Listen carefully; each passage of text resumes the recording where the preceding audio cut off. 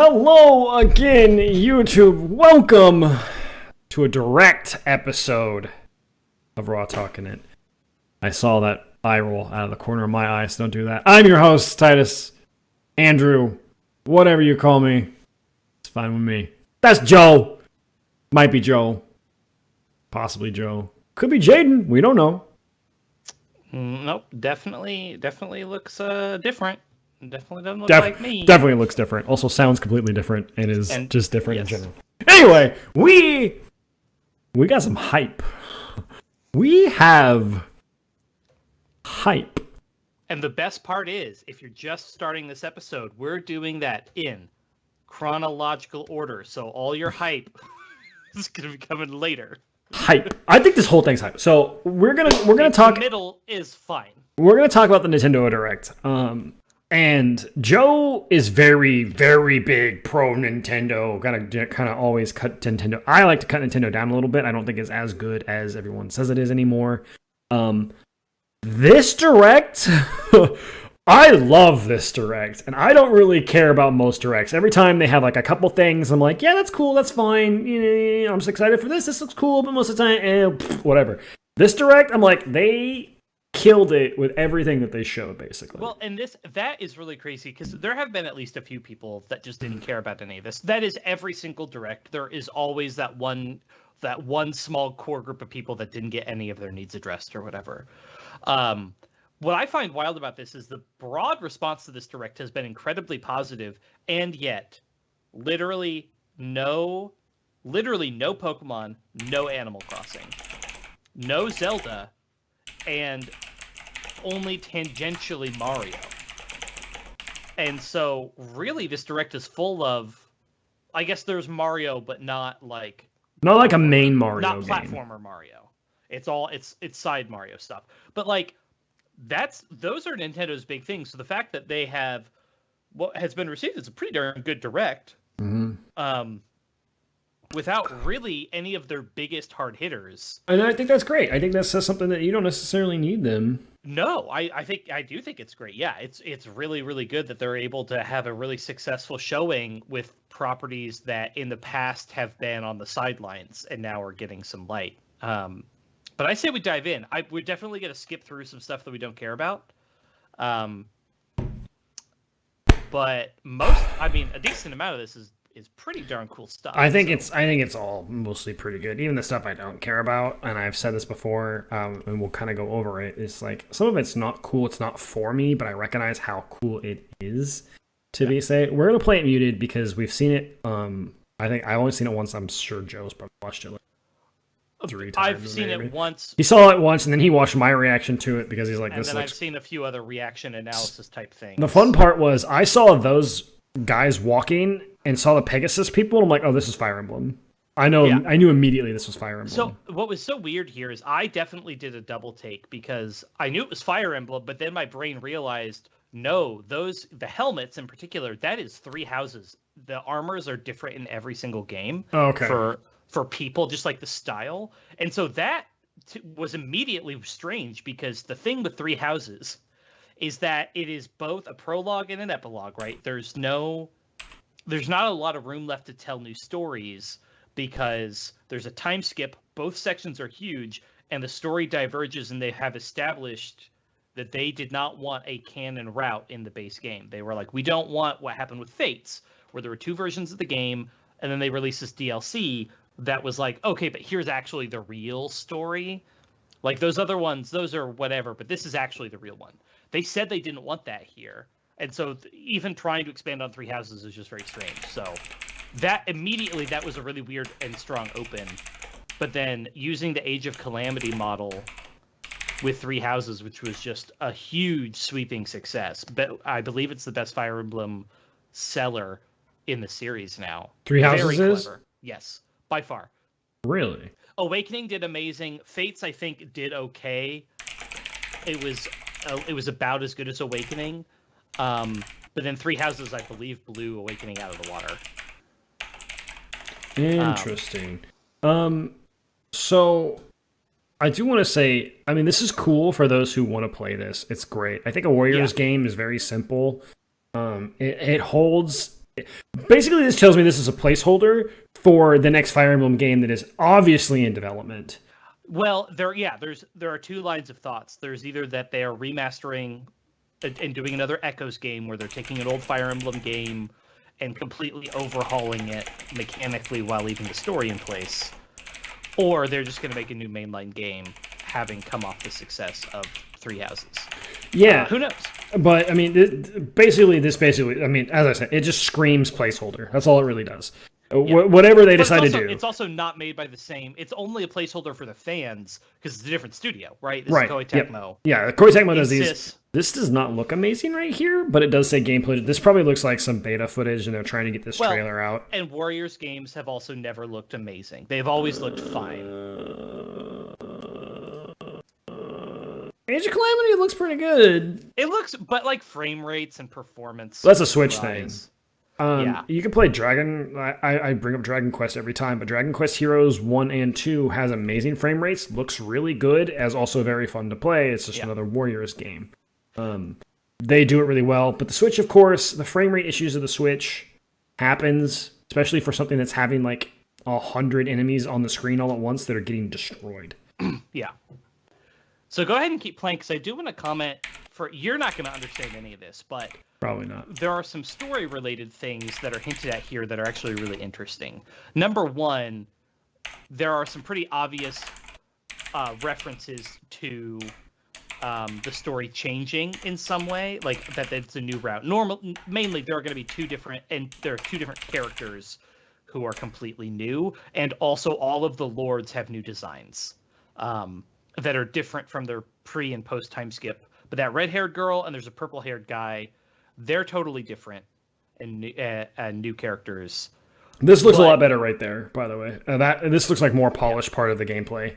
But the main thing is you'll notice both Claude and Dimitri's weapons, they have that gold thing on them, which, without getting into the lore of Three Houses, because I don't want to spoil anything for you, those weapons that have the gold weird stuff, is Dragon Bones, and that's central to the lore and the world. And this is coming up pretty soon. We have 4 months until it comes out, right? Mm-hmm. That's pretty good.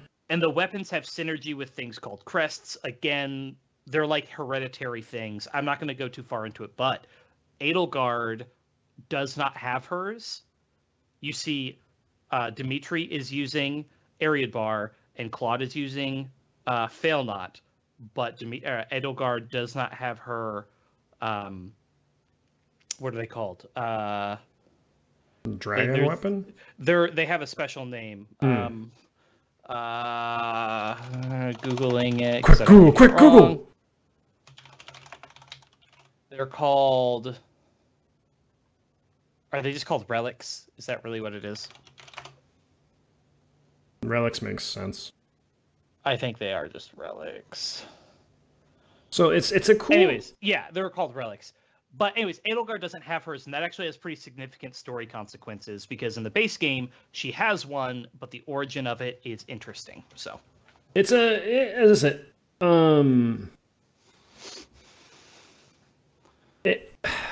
Age of Calamity was good. To add a little bit extra story without being a placeholder with the DLC and all that stuff for Breath of the Wild 2. It just gives you a little bit more of the lore and the stuff. And they're kind of mindless fun.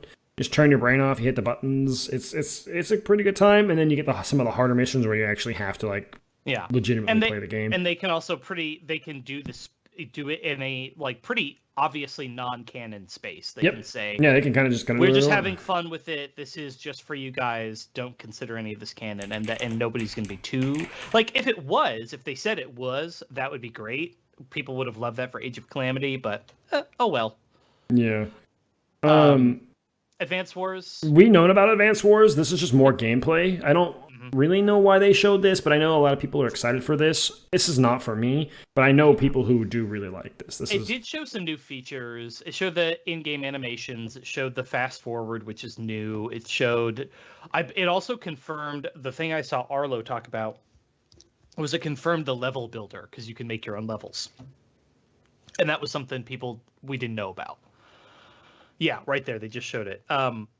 that was new, and we didn't know about that. So that was a good confirmation that people will be able to create levels and send them. And then April 8th was great. That. I know a lot of people really love these games. This is Game Boy Advance games, I believe. Yeah. If I will say we're only getting into it, but if you're a tile-based strategy RPG, tactical RPG person, this direct was for you. You are eating right now because there's like 5 coming out. This game, I don't know how this is going to run on Switch. I think it's cool that it's coming out on Switch. I don't know how it's going to run on Switch. How is No Man's Sky going to have the performance? I don't know for sure. I don't remember. I don't know. Like, the thing I'm going to bet is that they can use a lower resolution with maybe some dithering, because No Man's Sky is very much about the vibrant colors, and the actual like polygons don't matter as much. I guess. So they may actually use a lower resolution and then apply. Might de-res it? Well, there's resolution stuff, and then there's also dithering is just a way. It's just like right here, this is a frame rate nightmare. But that's it. Everything we see looks fine, but are they capturing the gameplay on a Switch? We don't know. Yeah, so that's technically up in the air. But I mean, at least from what we see, it looks fine. Yeah, it looks like what we see, it looks great. So, is it actually running it that way? Might be 720, to be fair. This doesn't look as good right here, so it could absolutely be 720 and then just like locked at 30. Yeah. I would be shocked if it was locked at 30 in general and then was definitely 720 it has to be 720 handheld, but still. I mean, it might be 480 handheld, to be honest with you. No, I don't think they have anything that runs like that. But I know, just this summer too, which is cool.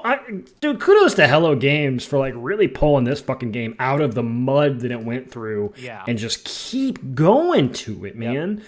This game just recently got another update, like big one.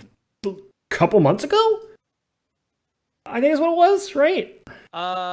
Something like that. It was really recent. They announced a new campaign or whatever, because there's like a story mode situation, kind of. I'm not unclear. I'm so happy for that studio. Now this has me. Okay, this was the first hype thing that people were asking for, but nobody was like really sure they like. People just wanted it, but like this was something people have been asking for since the last one was on GameCube, right? Maybe the Wii. Maybe I'm forgetting about a Wii one. Was there a Wii one? I thought it was just GameCube. There's Mario Strikers series. There have been Super Mario Strikers. Oh, there was a Wii one. Yep. There was Super Mario Strikers on the GameCube, and there was Super Mario Strikers Charged, which was on the Wii, and then that's it. But this game looks... Also, that is Titus's Sphere Shot. You cannot change my mind. This is exactly Titus's Sphere Shot.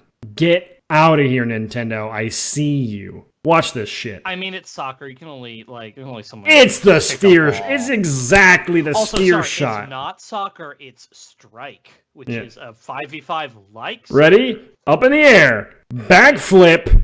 Into the sphere shot. Come on. Even does the rotating. Come on.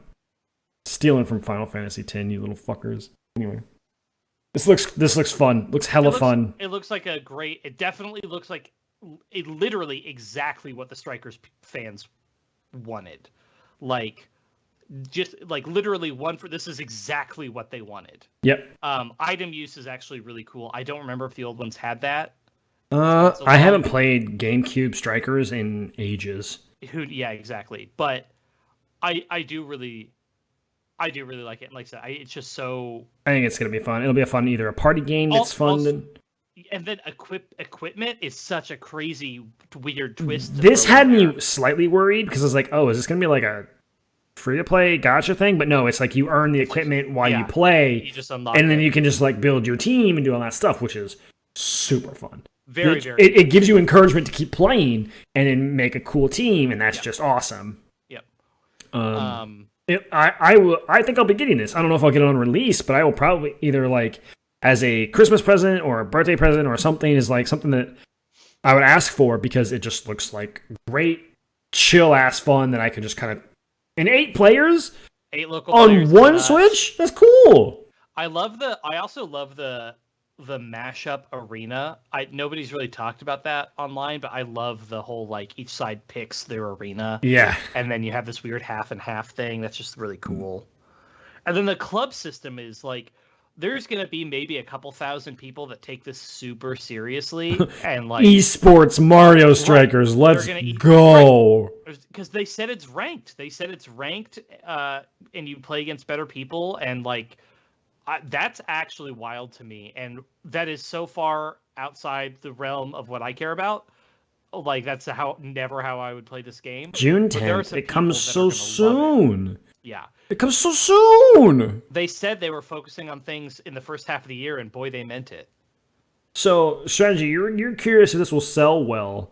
I think it will. A lot of people, number one, love Mario, and number two, have been asking for a new Strikers game for a while. It's been a very small but vocal fan base wanting Strikers. So I think they'll hit their numbers, and then it will hit more than what you expect. Also, it's got Mario in the title. It's an easy in for parents buying gifts for kids. Mm-hmm. It is an easy, just like, yeah. Yep. Let's see. This confused me. Oh, I did not know it was Splatoon at the beginning. Yeah, I had no idea it was Splatoon, and then this showed, and I'm like, oh shit, it's Splatoon. I watched Arlo's reaction. I'm going to mention Arlo a lot because he's like Mr. Nintendo, right? Mm-hmm. And that opening frame, he's like, "Oh, Splatoon!" Immediately. Wow, Splatoon, which was just crazy to me. I love when Splatoon 2 first came out. Joe and I actually played Salmon Run for a little while. Yeah. And that's the only thing I cared about. That's the only thing I cared about. We had a blast with this game with Salmon Run for a hot minute. And just today, I should mention this. Just today, Chugga Conroy, who was the guy who recently did a very lengthy Xenoblade 2 Let's Play, and he's like the Let's Play guy on YouTube. He just announced today that his next Let's Play is going to be Splatoon 2, where he's going to do the entire campaign mode since Splatoon 2 has one. The campaign one's really good. But then it's also going to have multiplayer tips and like deep dives on the mechanics of every single weapon and weapon type. Wow. And like all sorts. He's like, I want to prep everybody for when Splatoon 3 comes out. I think which is going to be so hard to Let's Play that. Mm-hmm. But it'll be really cool. I think, well, no, the campaign mode is really fun because it's like a bunch of little puzzles that you have to solve with the paint and do all this stuff and get around certain things, do some climbing, do all your stuff, and then fight a boss. And the bosses aren't necessarily easy, but not necessarily super difficult either. And so it's really fun. What a way, and I think we talked about this yesterday, what a way for Nintendo to make a competitive first-person shooter where no one has to shoot real bullets. Well, and no one has to say, they did not compromise one bit on Nintendo's vibes and aesthetics. Nope. This is Nintendo through and through, and it's all Nintendo. And also it has some of the really cool, but like I love the integration of puzzles, and we'll see it here in a bit. I think it's after the fish stick is the flippy floppy. Well, I mean, I love this. I commented on this yesterday. I think the elevation change, which is really fun in first person shooters, like, and they've tried to do it, they've done it in Call of Duties, but like Overwatch, for instance, where Farah can use her jetpack to jump up in the air and you have that dynamic stuff. Painting something and then whoop it up across it is really cool. One, it adds the dynamics of up and down play of your verticality, but then two, it adds some counterplay where someone sees this and maybe a sniper can stop them from moving up by shooting it and painting it, and it's like you have a whole other aspect of the game, and it's just super simple. It ties into what the game already does, which is the painting of the arena. Yep. Super cool. And we'll see the enemy next, but the ring thing, which when it was really fast, it was hard to see exactly what was going on. Yeah, I had no idea what it was until I got up there. But if you watch it and then watch both what it does and then also how they react to it, the flipper flopper, and then it hovers in the air, and you'll see in the next shot, they paint the whole circle so it can't go into the paint, and then they hit it. Super cool. Which is really cool. You have to, again, adding on top of the mechanics that there's already there. It's like a micro puzzle or a micro game there. Fill in the circle real fast. Mm-hmm. Yeah. And then this was also commented on. The whole thing is throwing the eggs into the basket. That and helps. The ability to pass. That was not in Splatoon 2. That helps a lot, because now you can have one collector rather than having someone go out there and then slowly drag it back. And so, like, it's actually, you can have more defense in that aspect. Positioning will be a lot more important, because you can have rather than having everybody have to leave their position constantly. And that right there, his job is to run around and keep the edges. Oh, but it looks like you have to throw them into the thing. You can't just go up to it. You actually have to throw them in there? No, you can. You can throw them in there. You can go up to it as well. Okay, never mind. But yeah, this little interaction here, I wanna kind of highlight this because this also just shows like you can be really good at Splatoon and do these little like micro things here, where you have this person here throw it, and then kind of have your other team move around. They're defending all this nonsense. Throw it over like this, catch it, throw it up. This person paints, goes back up, throws it, and then goals it. Like that teamwork of like chaining it up is super cool and can add a lot to the game where people who don't necessarily want to do the PvP aspect, because I mean, I'm getting older. My reactions are ass. PvE is more fun to me, in my opinion. I struggle. The PvP when I played Splatoon was always just me kind of doing whatever the heck I wanted and not really paying attention to the team and just hoping we won at the end and hoping that everyone was doing good enough, but not coordinating, not talking, none of that, which isn't good. Like it's a team game. You should be played as a team. Yeah. So, yeah. But I think it's cool, and I think showing that off as a whole trailer is actually just really neat. I like the Godzilla thing there. The kaiju, yeah. Oh, and I don't know if we actually knew summer 2022. I think we did, but I don't know for sure. I didn't think we did. I didn't know if we did or not, but I knew it was supposed to be 2022 regardless. You don't have to pause this one, but I do think this is cool. This is neat. This is really cool. There's like 17 people that are like, this is their childhood. This was like their first game, and they loved it. What's this game called? Hansers. It's like a W. No, sorry. Front Mission 1. Front Mission first, and then they're going to do Front Mission second. I'm going to see what the original gameplay, what this game looked like. But this is like what we mentioned earlier, where tactile RPG players like really win here. This is one of the wins where you get a tactile RPG. Here you go. Tactical. You said tactile. I said tactile, didn't I? Tactile RPG. This was number one. This looks like a really true remake, actually, in terms of design style. I mean, to be completely honest with you, it looks pretty good. It looks pretty fun. But I'm going to send an image to the stream chat on Discord. This is what the original game looked like.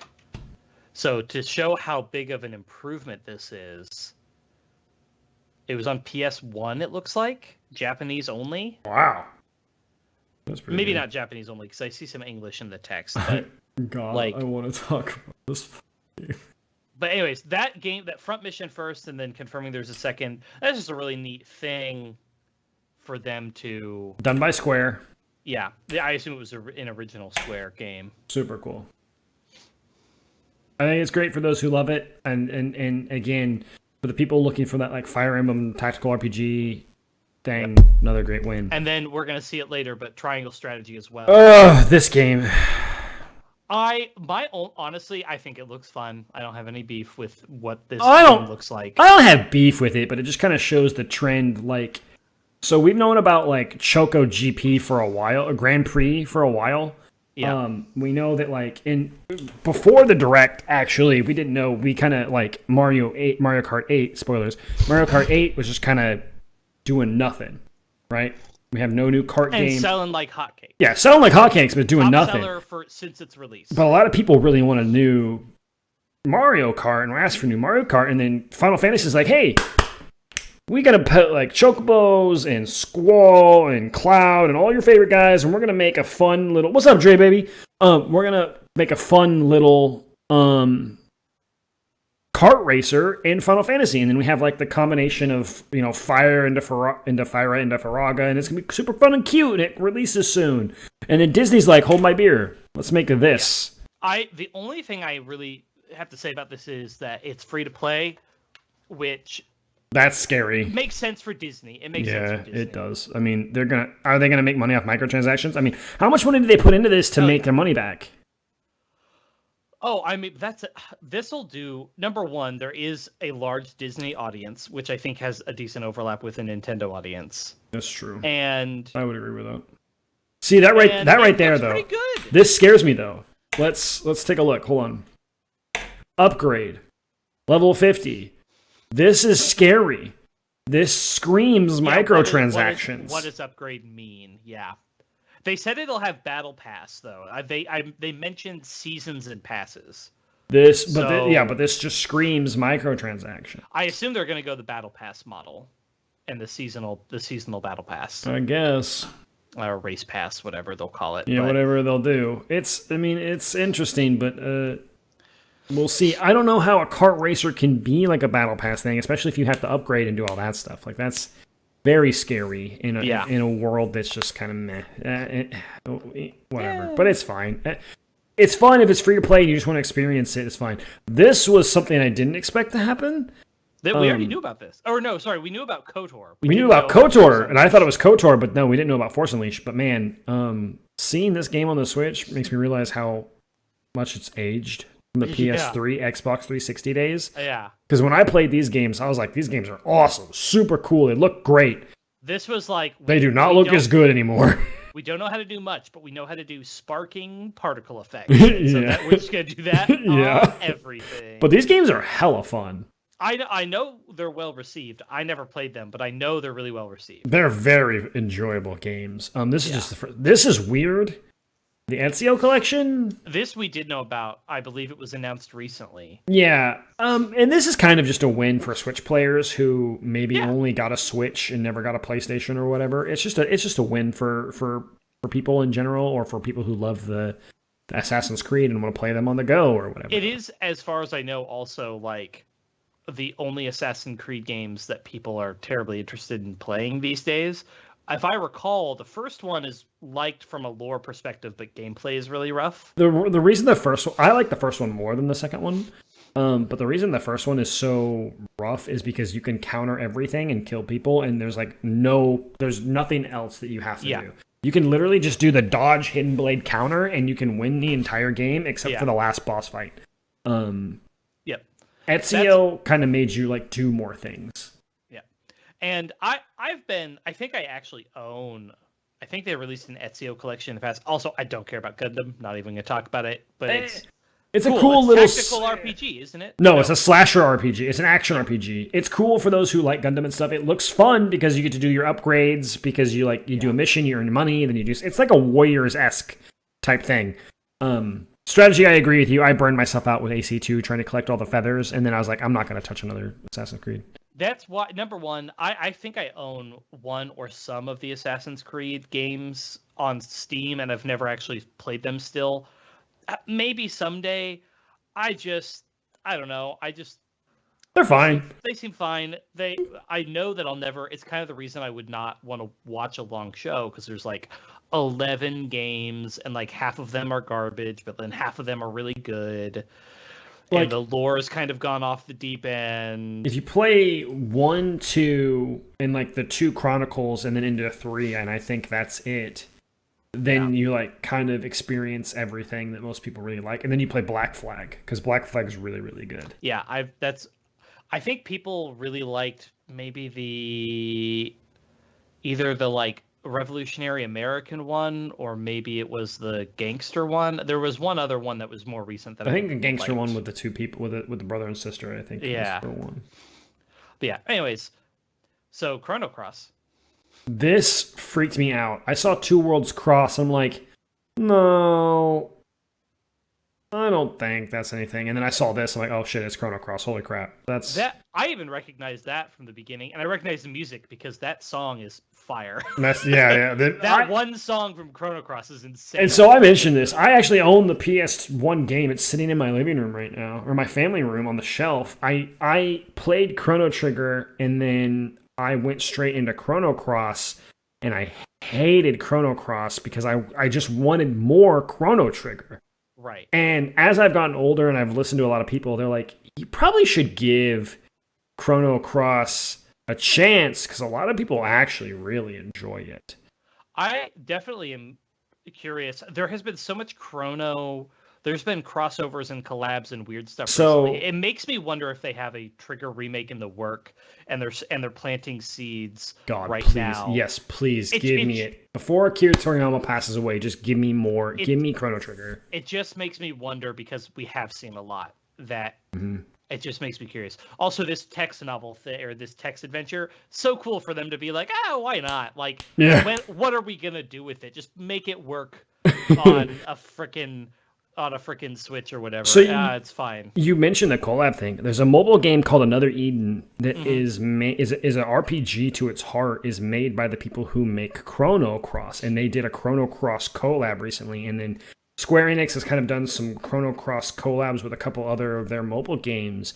And so it's like kind of getting this like revival, and it's really freaky because I want Trigger so badly, but if they mess it up, it's just going to hurt. It just makes me wonder if it's in the works and they're trying to just make people remember this franchise right now. It's like, hey, remember this because like there are people like us who, well, I didn't play it as a kid, but like people like you who have always been wanting this. But there are plenty of people that just like, they haven't thought about this game in years. But but then they're reminded of it and they're like, oh, I did really like it. But if you think about it, like finding Chrono Trigger now to play without emulating it's very expensive. The SNES game costs over $200 to $300.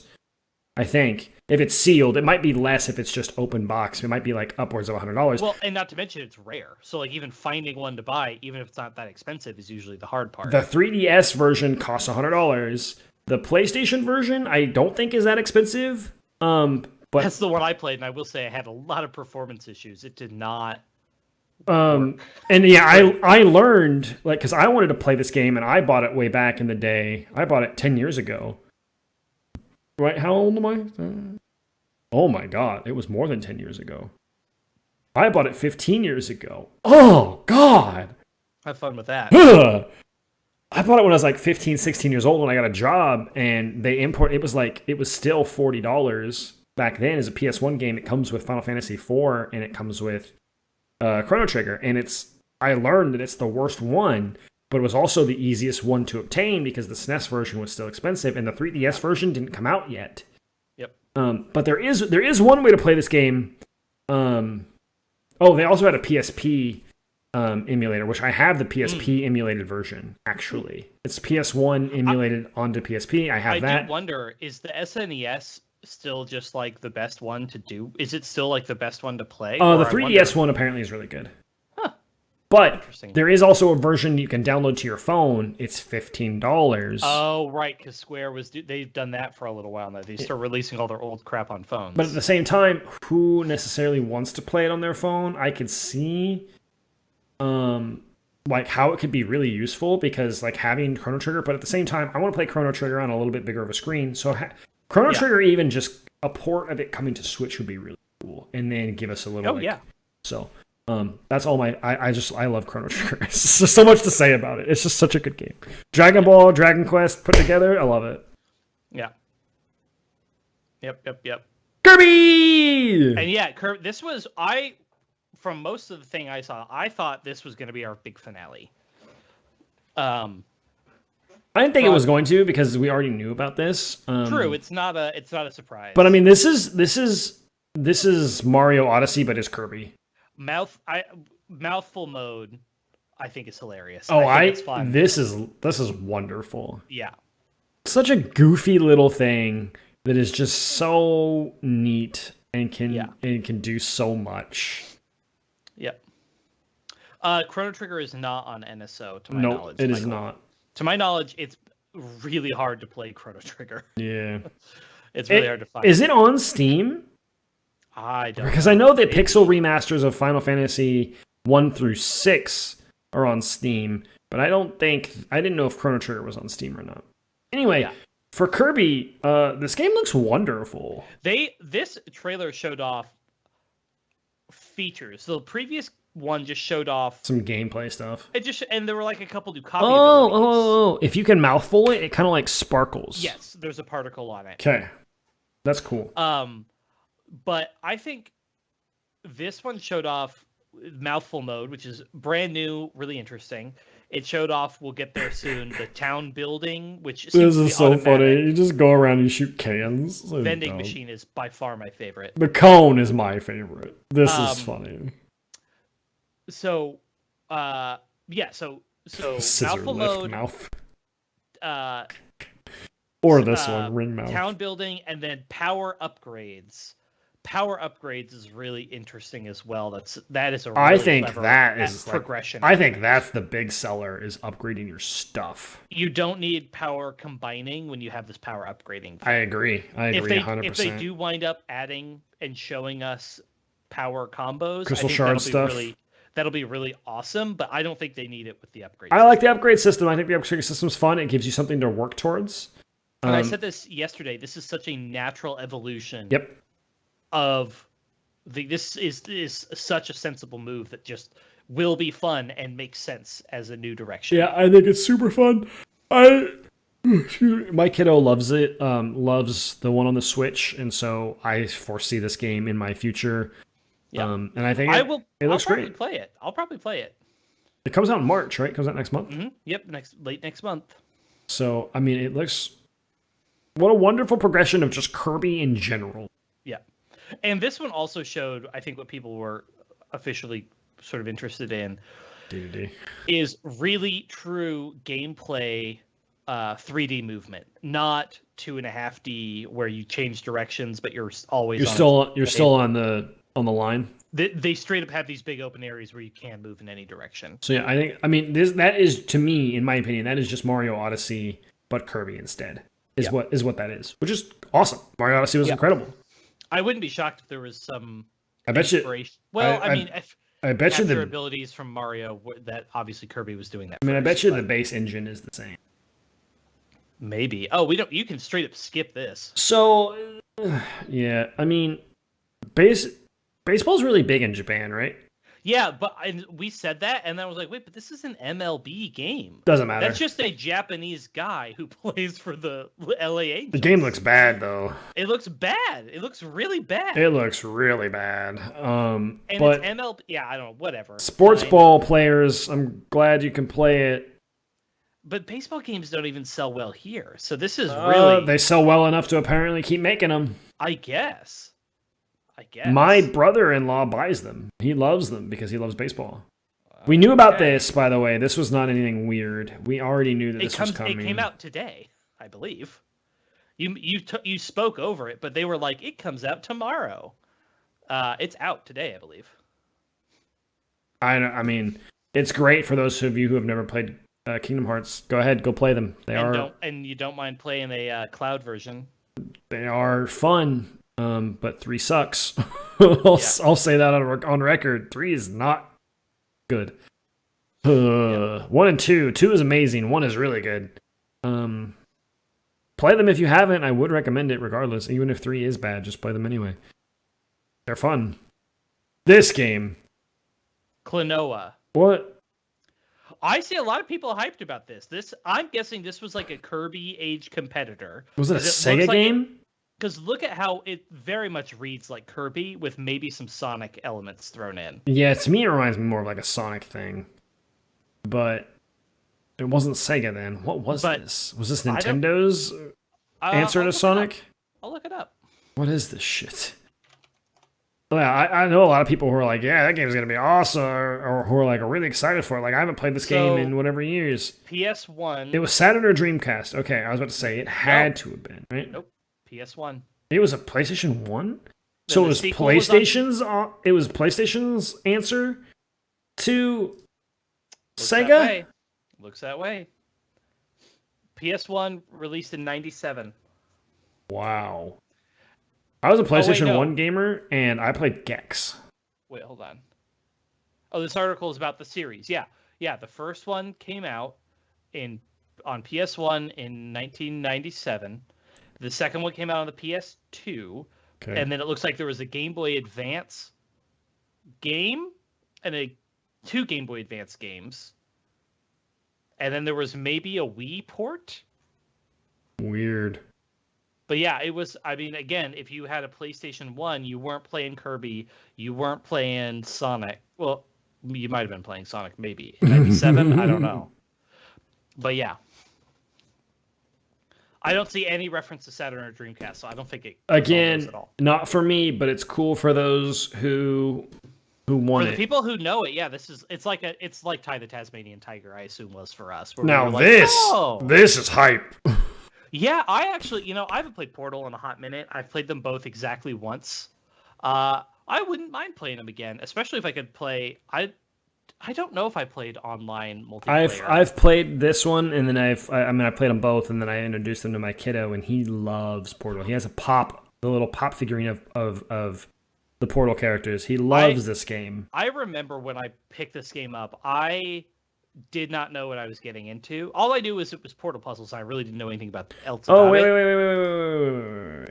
Additional games and system required for multiplayer mode. So you can't play same console. You have to play different console. No, it said split screen.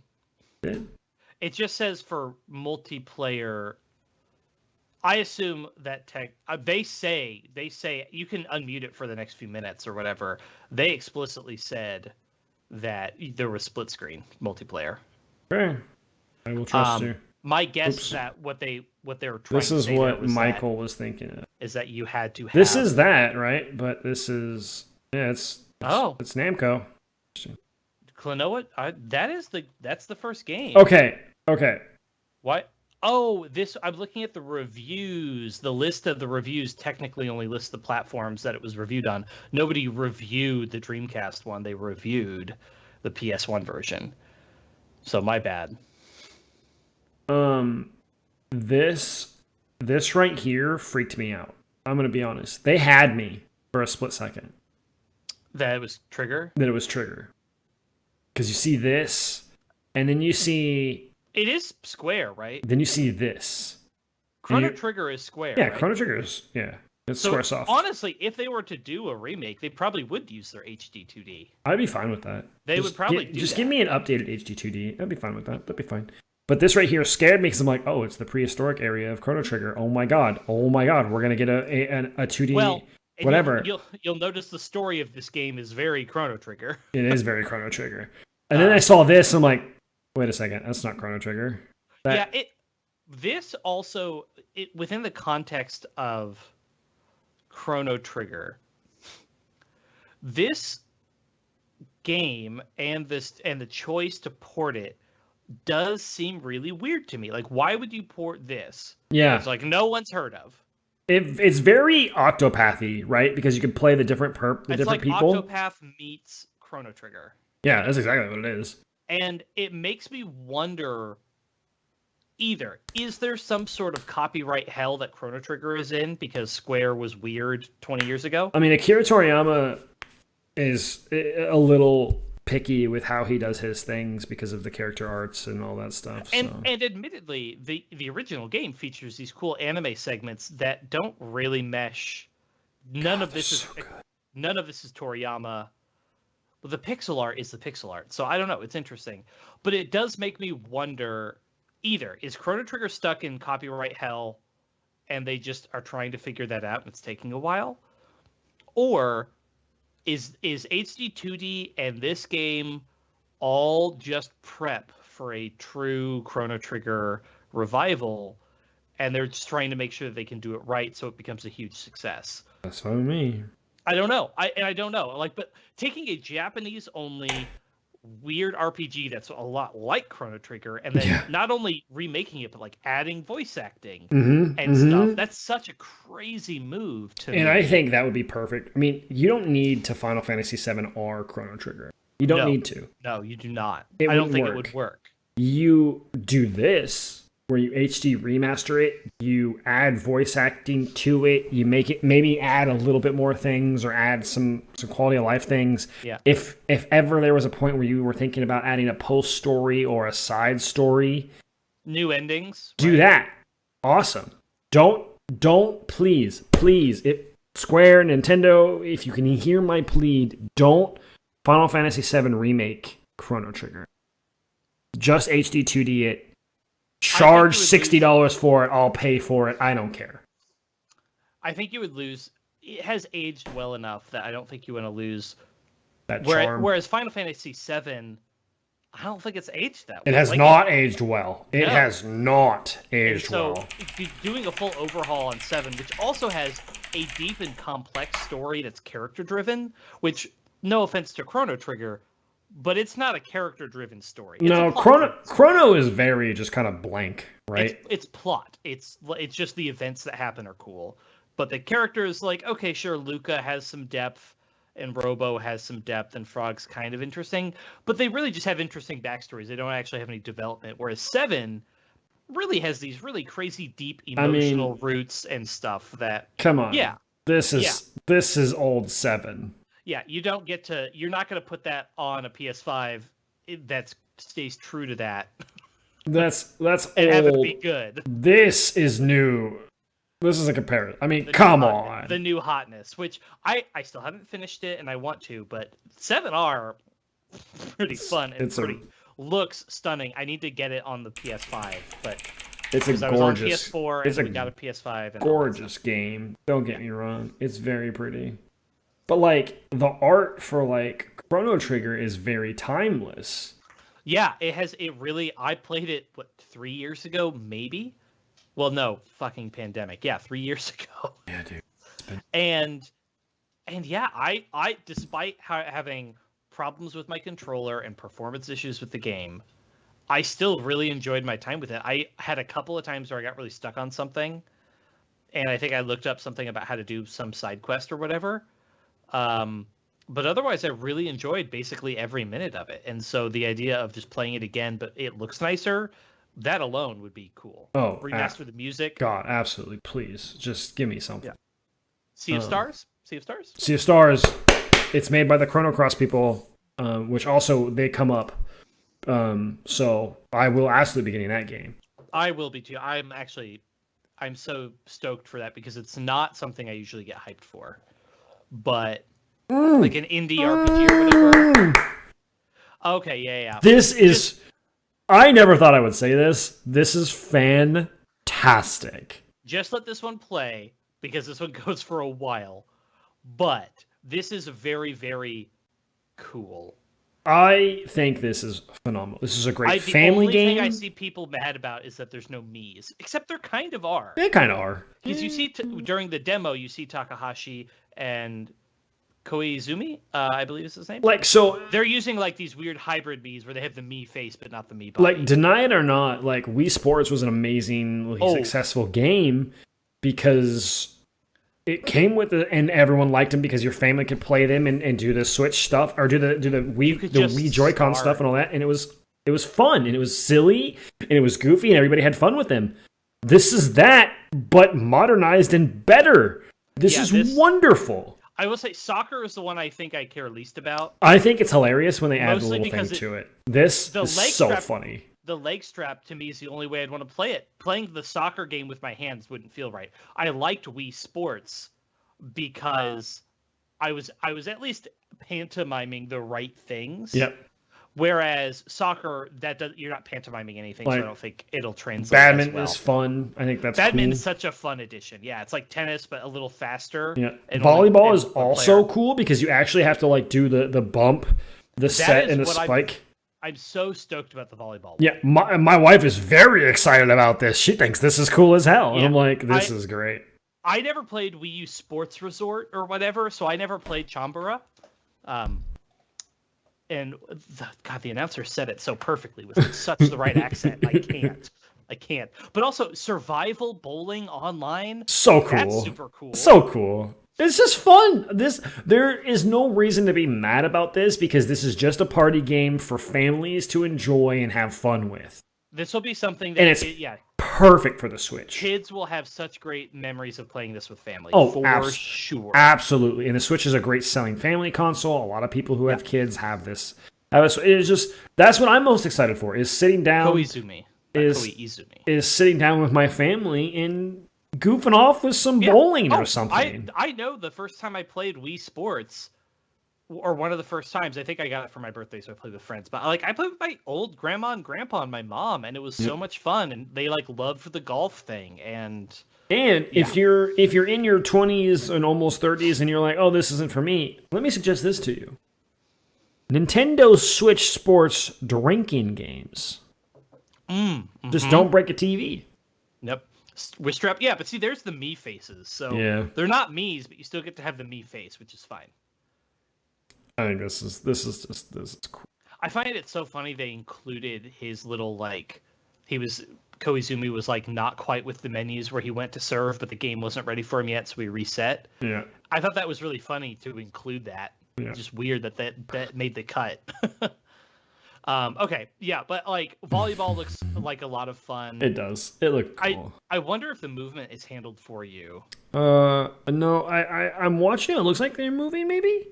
No, maybe they're not. Maybe they're not. The characters are moving, but I can't tell if they're using the joysticks. They might be. It might be auto movement, or it might be a setting.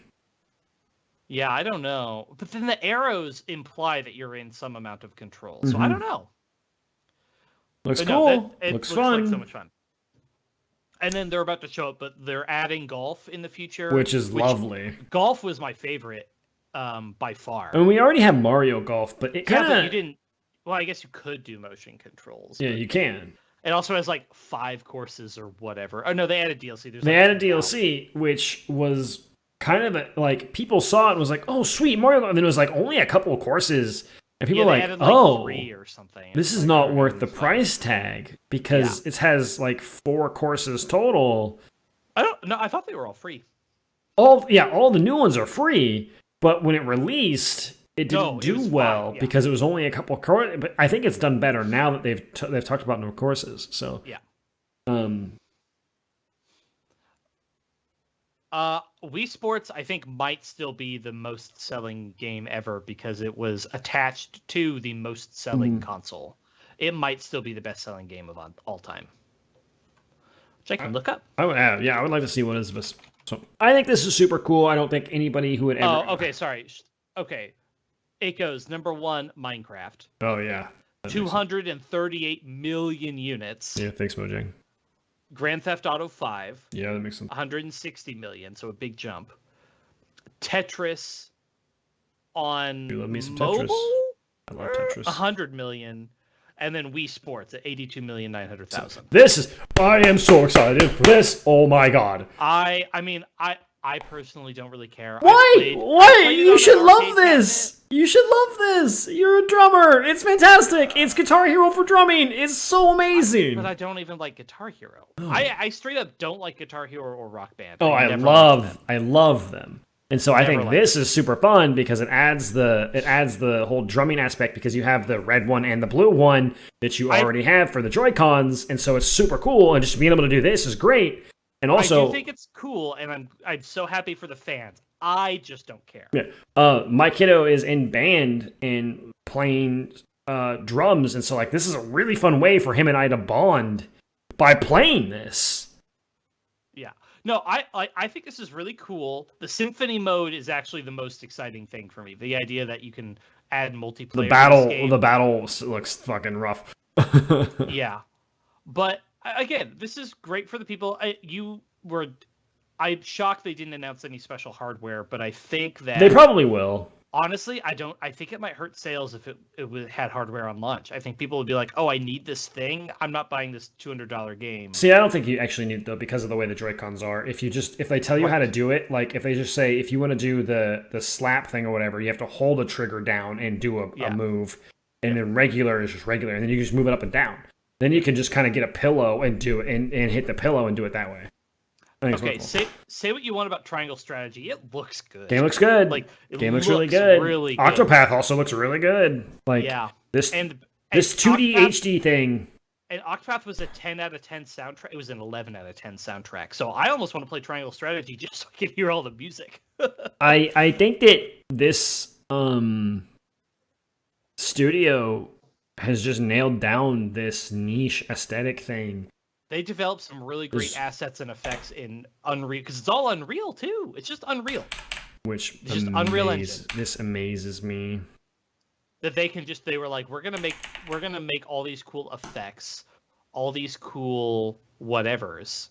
And it's a totally different genre of game. And they even said in this trailer, they're like, we're making they're working on making lots of games across lots of genres. It was So like the one next, that Live Alive is this. They're all, I think, the same company that did Live Alive, the yeah, remaster, and that's a whole different kind of game than this game here because it has different aspects to it. But it's like yeah. it looks great. So if we could like make some of the older games in this style, then that's a win because more accessibility to older games that were really good that have been modernized are great. Because let's face it, some old games don't hold up. I don't If care you what you think.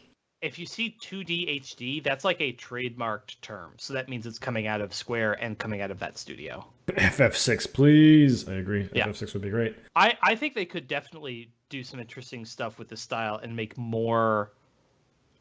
You could do a lot of really, really cool stuff, and they have gotten really good at it. They know what they're doing. Yeah, it looks great. It's phenomenal looking. I just think it.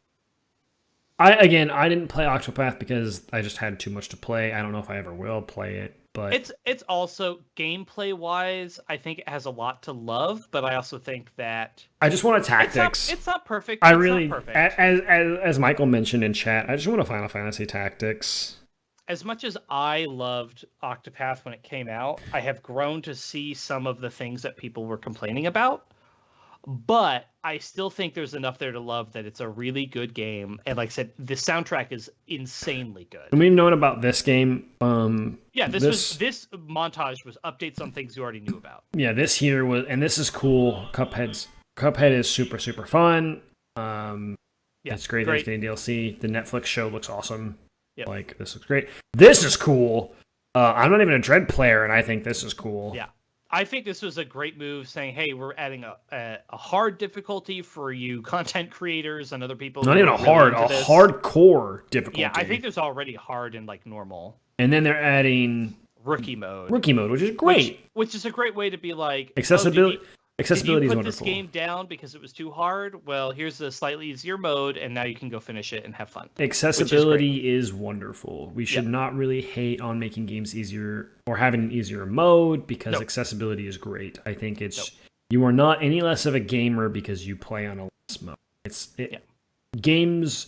I mean, I say that now. I used to be very much about they have to be experienced this way, and it's like, well, that's kind of a shitty way to think because the more people enjoy games, the more games we get. The only thing that I have about it is I will say, interestingly, I used to maybe not care or think that, there should be some like difficulty floor. But nowadays, not only do I not think that, but I also will occasionally play games on hard my first time through. In the past, I always played games on the default difficulty, always. And nowadays, I have found a few games. I'm like, you know what? I need this game to be a little harder because now that I know how to play, it's not that hard. Yeah, and I've been doing that more recently as well. That's how I felt with both Mass Effect and Dragon Age, where they're complex games, but once you know the systems, the difficulty, like the higher difficulty you get, you have to know the systems. But if you already know them, they're not that bad. Like I played all through Mass Effect and Dragon Age on the second highest difficulty, and if I ever play them again, I'm going all the way up for basically everything. Or Dragon Age Origins has a couple really stupid fights because it's a really old game, so there are some really annoying things. But yeah, for a lot of these games, and Kena Bridge of Spirits was the first game I think I ever picked up and just said, let's just do hard. I'm just going to do hard from the get-go, and it was actually a really great challenge, and I'm really glad I did it. I did that with Tales of Arise and then realized it didn't actually add anything. It just made the fights longer. Oh, yeah. And I was like, well, then there's no point. I even looked it up, and people were like, yeah, you don't need to play on hard until you've gotten to a point in the game where you're doing some level grinding because all it does is add more combat points, which is to help you get more experience rewards, basically. It's like you can play the whole game on normal unless you really want to hate yourself and play it on the harder difficulty. Right. Whereas Kena, I think, was you just took more damage a little bit and it changed one other small element. It just made the fights a little bit harder, which was good, and it meant that I died a few times and I was cool with it. This should have been a kickoff right here. Something's bound for Nintendo Switch. They did it with all of the like almost all of them have, like the two worlds cross. Yeah, this just went over my head until I saw what happened. I was like, oh, holy shit, this is wonderful. Yep. I saw the bee and I was like, oh my god, it's Earthbound. For a second, I thought we were going to see Mother, and then I was like, oh my god, that's awesome, because we've been asking for that for a while, but now it's just Earthbound. I'm just surprised they still haven't done Mother 3, but that, as far as I know, never came to the West. Nope. So you have to play a Japanese copy, and it just Yeah, but this is really fun, and if you have the base NSO package, you should play this game. It's fun. It's not that long. It's wonderful. Not that hard. There's a couple hard moments, but like by and large, it's just a really good fun game. For an RPG, it's not super long, right? It's like a 16-hour, 20-hour JRPG. It's really not that long. If that. I don't think it's. And then it looks Earthbound Beginnings, I suspect, is really for the hardcore fans because, to my knowledge, it's not actually very good. But it was Mother 1, right? It was what set the tone and introduced a lot of concepts and themes and stuff. How long to beat says Earthbound takes 28 hours? That might be a little closer. It might be a 20-plus hour game. I was going to say, it has to be like 20-some hours, 20-odd hours. Yeah, but it was fun. And like I said, I enjoyed it a lot when I played it recently. It was, but if being on the Switch and stuff is super great because it can just... I can't remember how I played. I didn't emulate it. How did I play it? You played it on the Wii. I must have put Wii U Virtual Console. Yeah, it was Wii U Virtual Console. It was when you were in your apartment. Yep. This is fine. That's a port. This is fine. Whatever. Ports are cool. You can straight up skip this.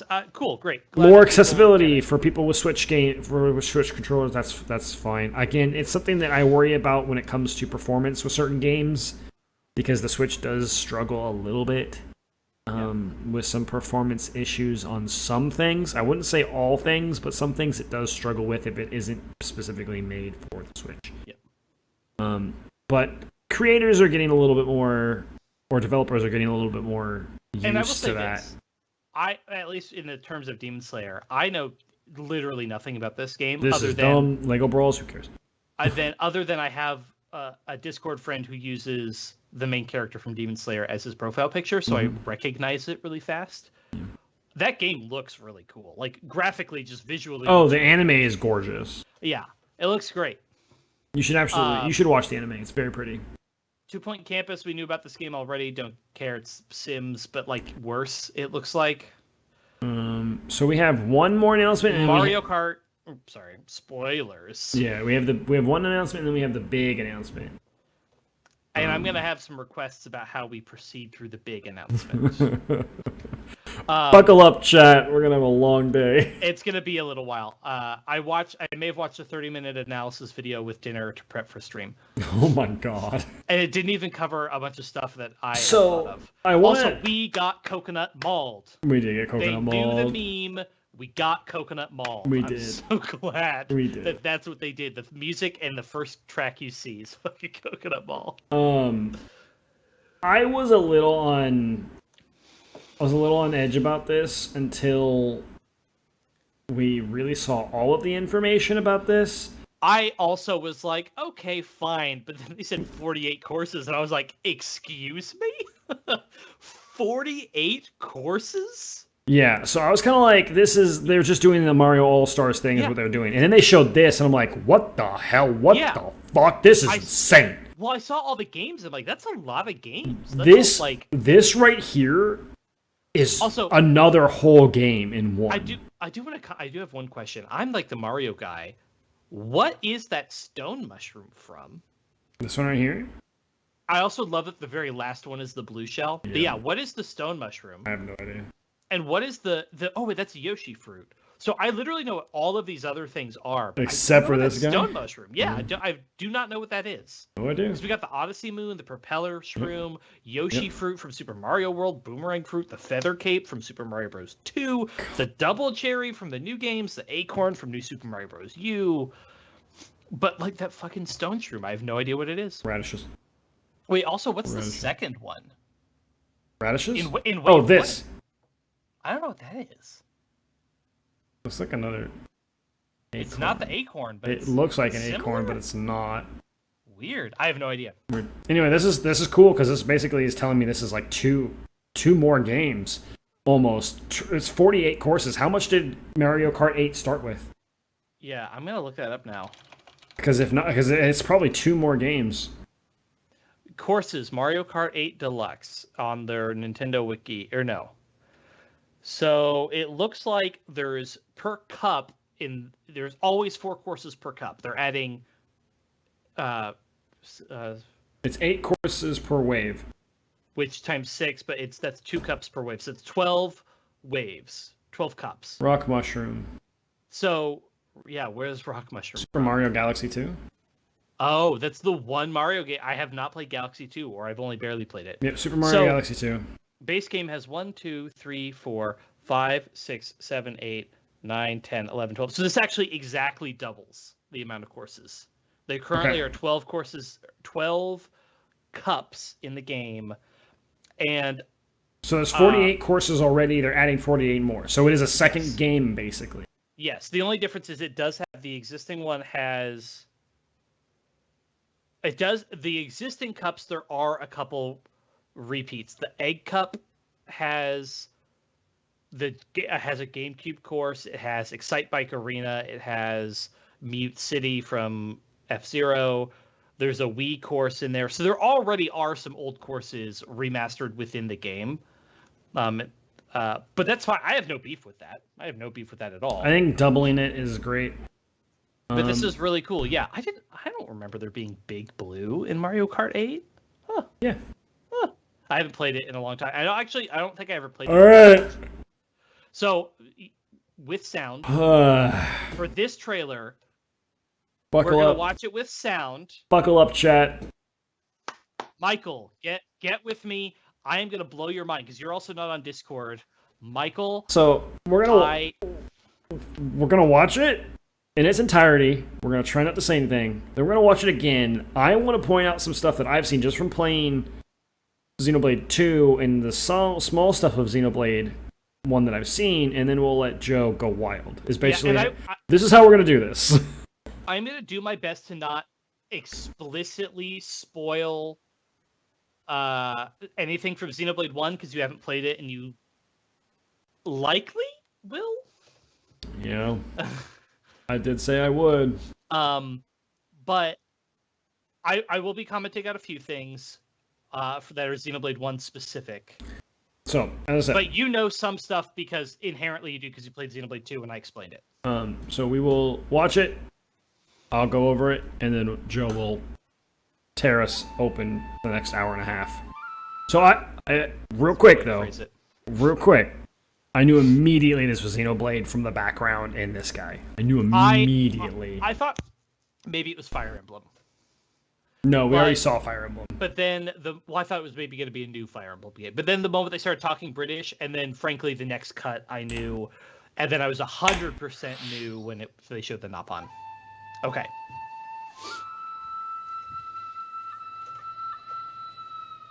Fighting in order to live, and living to fight. Finger animations. That's the way of our world. Ionios. Tell me, what would possess you to side with them? We're fighting because there are enemies to kill. I refuse to believe you're him. I knew it. I saw this coming. You're not enemies now. Fine for you, isn't it? All that time you've got. You could try to move forwards again. How can our lives be so snuffing little to you? They're not your friends anymore. They're his fuel. Sword march. The land pierced by a great sword. It's the only way you're gonna defeat the real enemy. Whatever life is lost, I won't let you shoulder it all alone. What good filling up these flickering clocks in our eyes? It'll never replace the friends we've lost. The flame clock, it has to go! Ouroboros abhor this world. They must be erased without a trace.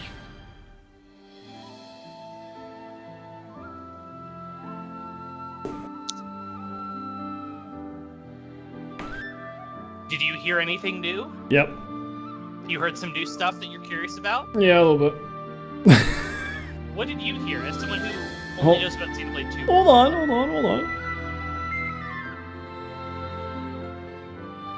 Oh, I got the flute. Flute's good. Music right here is very good.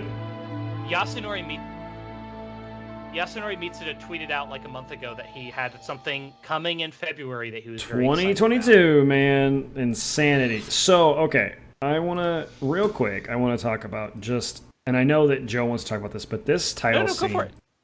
This title scene. Their key art. This is incredible. Did you read the message from Takahashi? I believe I linked it to you, but I might have just linked it in the server. He said, Takahashi, who's the guy who's the creator, said that they thought of this image, which is the Makana sword and the Urian Titan with a gaping wound, that they conceived this image before development of Xenoblade 2. Oh, really? This Takahashi apparently, with the Xenogears and Xenosaga, had like 6 games planned out way in advance. So the idea that he's actually known exactly where the story is going and has the next 3 games planned out in his head, like, very realistic. So I think it's awesome. You have this, as I explained, I saw that this was the Titan from 2, and I knew this had some reference to 1. I didn't know exactly what it was. Joe informed me what it was later on, but I knew it was a reference to 1. We have the Shulk-ass character here, this Noah. Blade Mithra girl thing here, basically. Really kind of just, it's really basically just showing you that the 2 games are combined. And they say it even in the trailer or whatever. They talk about how, or no, not in the trailer. Here at the end, they talk about how it will fuse the 2 stories together. But I want to go to this clip right here. And I want to listen real heavily. Never replace the friendship lost. The flame clock! It has to go! Ouroboros abhor this world. They must be erased without a trace. That's Nia. The first character is also a Xenoblade 1 character. This The black dress lady. This is Nia.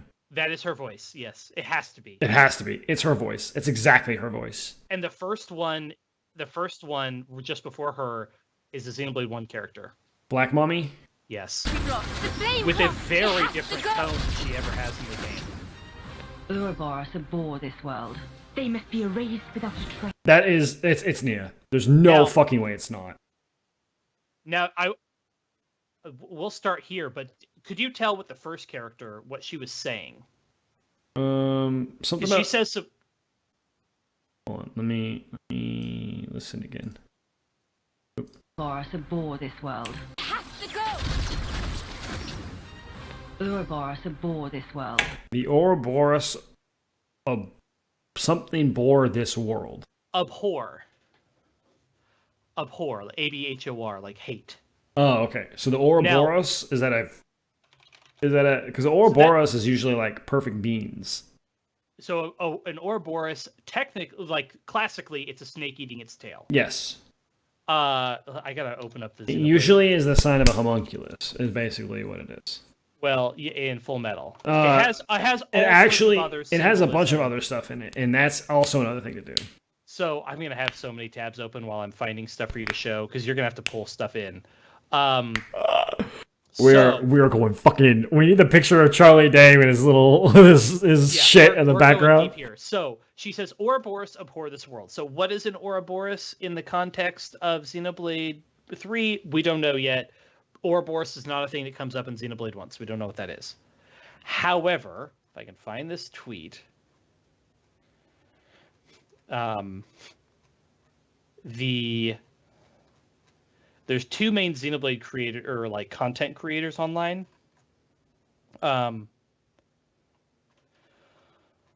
Luxon is the one I'm pulling from here. Gosh, he's been just retweeting nothing but Xenoblade 3 art today, so I'm scrolling through a lot. Where is...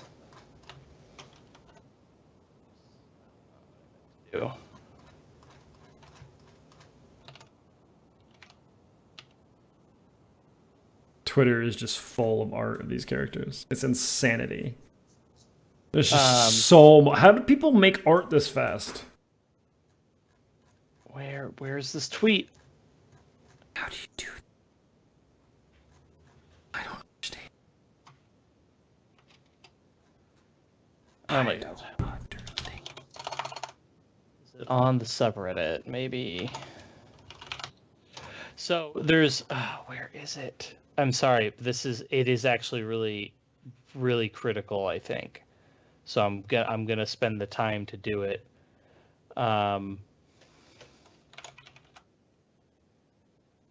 This is where half of our people have tuned out. I know, but also I don't care because it's Xenoblade.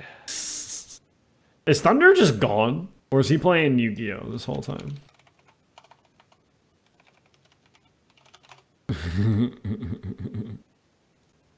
How's Yu-Gi-Oh! Going, Thunder? Almost plat, let's go! Hell yeah, brother. Do you have more, replays for me? Because that would be wonderful if you did. Okay, I'm struggling to find this. Where?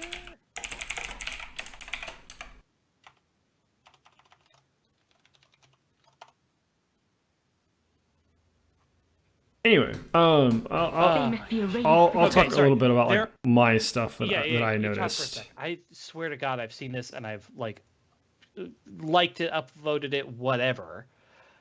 I know for a fact I have, and I don't know why I suddenly can't find it anywhere. Found it immediately. So we know that this girl, Noah is her name. No, the guy is Noah. No, the guy is Noah. Okay, so we have the Shulk. We have the Shulk character. We have Mio, her. Mio is the cat girl. God, possibly Gormati, though they're probably not going to use that word. Super cute. She's a flesh eater. We know that, right? Why would they still exist? Because this is likely hundreds of years in the future. So why would they still exist? I mean, but they clearly do. Hundreds of years. Yes, because here's the deal. Neo, we know, can live a long time. And that first character also we know can live a long time. Click and zoom in on those pictures. So are the Ouroboros now the blades? Oh. The Ouroboros are now the blades. They're the weapons, at least. Yeah, they're the new blades. Well, they're not, though, because the lady that has the staff, Uni, she's from Xenoblade 1 world. She should not have any, this is very interesting that she has a staff with a blade, with what should be a core crystal on it. This is cool, because she's has to be related to Bridget because of the hair.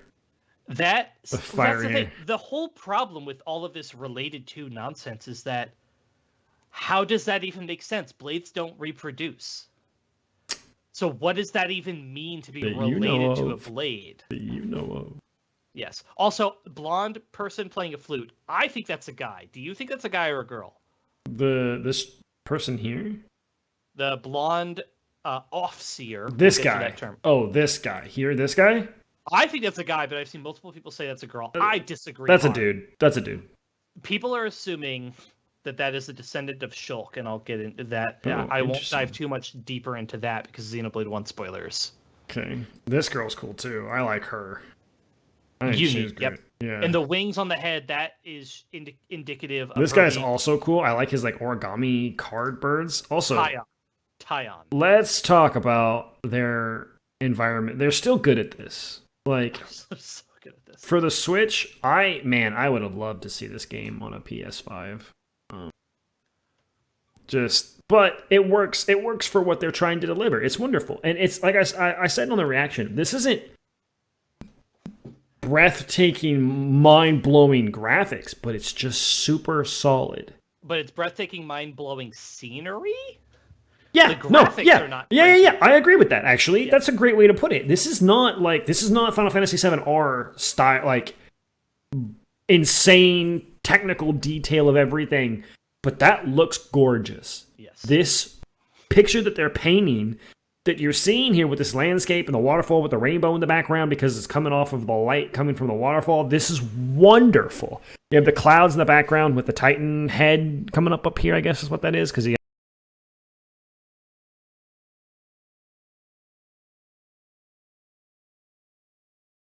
Really? Oh, okay, interesting. So we'll get into that too. So let's... Okay, so I want to hop back to... Well, I'm not done talking. How dare you? Okay. It's wonderful. It's doing exactly what they wanted to do, even though this isn't like, you can see some of the texture issues a little bit here with some of the smoothing stuff that happens, and that's just a Switch thing. That's just, you can't put like crazy Unreal Engine texture packs on this, and that's fine, but it looks wonderful for the game itself. Even this is pretty. This so I'm going to send pretty. you the standalone trailer so we can synchronize timestamps. Yeah, let's open that instead. Because all that's at the end of this is they say this brings together the futures of the worlds of Xenoblade Chronicles and Xenoblade Chronicles 2, which is something that was assumed. I want to go back to this where like just their environment, but specifically that one right there. Yes. Not this one. God dang it. So I have specific details about the one that I think you're pausing on. This is gorgeous. So go ahead a teensy little bit, like a couple seconds, All right. to where it's still on this, but you can see more of it. I can't remember how to go frame forward. I think it's like... What is frame forward on YouTube by one frame? Period. It's period and comma. It is? I hit period. Okay, here we go. Okay. One frame. It's very, very little. Oh, God. I think there's maybe a way to hit like Control or Shift or something that does slightly more. So, without getting into it, in Xenoblade 1, you go to an area, and if I can find a good picture of it, this is another one I saw on Twitter. But this, like I said, I don't want to spoil too much about Xenoblade 1, but to Michael, this is the fallen arm. I don't know what that means. You don't know what that means. That is a location name. Okay. That scaffolding, if I can find a picture, right there, that scaffolding is straight up a location one for one from Xenoblade 1. This looks cool as well, where they have this in the background. This rock looks rough. Also, go back a little bit. Sorry. Go back to the one we were just on before. Yeah, Michael, it's not just like it. It's literally one for one. I do have to say it does look like that they still have some polishing to do on some of the materials and stuff, but that's fine. A lot of games do. This doesn't come out till September, so that there's still some polishing that can be done. I do want to point out also, do you see on the right, there's that platformer. There's a little it's like a little collector point. It's a collection. Xenoblade 1 had, rather than points that you went up and interacted with, you had these little doohickeys that you just picked up. And they looked a lot like that. Gotcha. Okay. We're gonna move forward a little bit, or else we're gonna get stuck. I think all of this looks great. I think all of their the desert area with the orange trees also appears to show the fallen arm. Mike, I'm gonna put this in stream chat because I was sending this to people. I want to talk about this real quick, because Xenoblade 2 that we played on the channel, on the Twitch, not on YouTube. You'll have to pull these images up. This. Like, the monsters don't look necessarily, like, super amazing, but I think this guy here looks awesome for what he is. His detail looks really good. All of his model stuff looks really good. I think this guy looks just phenomenal as for what he is. And so it's super cool. I just think that they're really killing it with this, and I want to see here too with the fish boy, and the fish guy riding him. Yeah, he's got a mount, which is something Xenoblade 1 did, and Xenoblade 2 had a little bit of, technically. But I think this looks good, and swimming is so hard. I mean, like, water and stuff is so hard to pull off, but this you're pulled to the environment rather than the water effects, and so they do a really good job of, like, you don't necessarily have to pay attention to this because look how good this looks. And then they have some diving, then we have the fucking, this is just neat. The boat is very cool because that's not something that's been in any of the games. This looks like the place from Xenoblade 2. That looks like Letheria, doesn't it? Yeah. Now pull up the pictures I just sent you. They're in stream chat. Yeah, I don't think I have much more to talk about real quick, and then we can kind of keep really going into it. A lot of these weapons do kind of look blade-like, but as Joe suggested how is that possible. But yeah, we have like the staff, we have the thing, we have Shulk Blade here, which is different than Blade-like. But then, you know, you have the Nopons. A lot of Machina, basically. Her Flesh Eater core, the mommies, Nia. Absolutely Nia. It is Nia. You can't tell me otherwise. And the other one is also absolutely the other character. And so it's just like, this just looks... It looks cool. It looks good. So pop over to the pictures I sent to stream chat. Oops. We'll undo this. Here.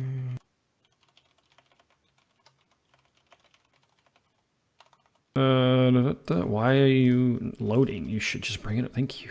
God damn. All right. So what is this about? I am going to spoiler mark text, by the way, in anything that's Xenoblade 1 spoilers in stream chat, so that you don't actually see this. You don't need to look too hard at these images other than to compare them and notice what the arrows are pointing to. Oh, it's an arm. It's an actual arm. It's a legitimate arm. Yeah. It's a hand.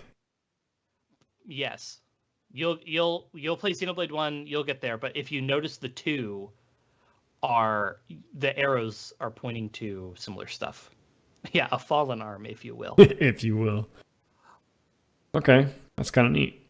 So there seems to be, and the other one is, so back in the landscape, which is at timestamp of like, what is it? No. It's right here. Where is it? You got it. Of the one with the sword. It's hard to say what the voice actor is saying, which is Van Damme's voice actor, which is a whole thing in and of itself. He's saying the one that looks exactly like Van Damme, almost looks like and an old. Sounds exactly, except Van Damme's dead. Remember, yeah, he dead boy. He's dead. But he says something. It's hard to tell what he's saying. I think he's saying Swordmot, which would be a combination of sword and Gormot. Because Xenoblade 1 has an area called Sword Valley. You're introduced right at the beginning of the game. Swordmot as like the combination of those two areas, I think is what he's saying. It's just, man. I want to see the battle system.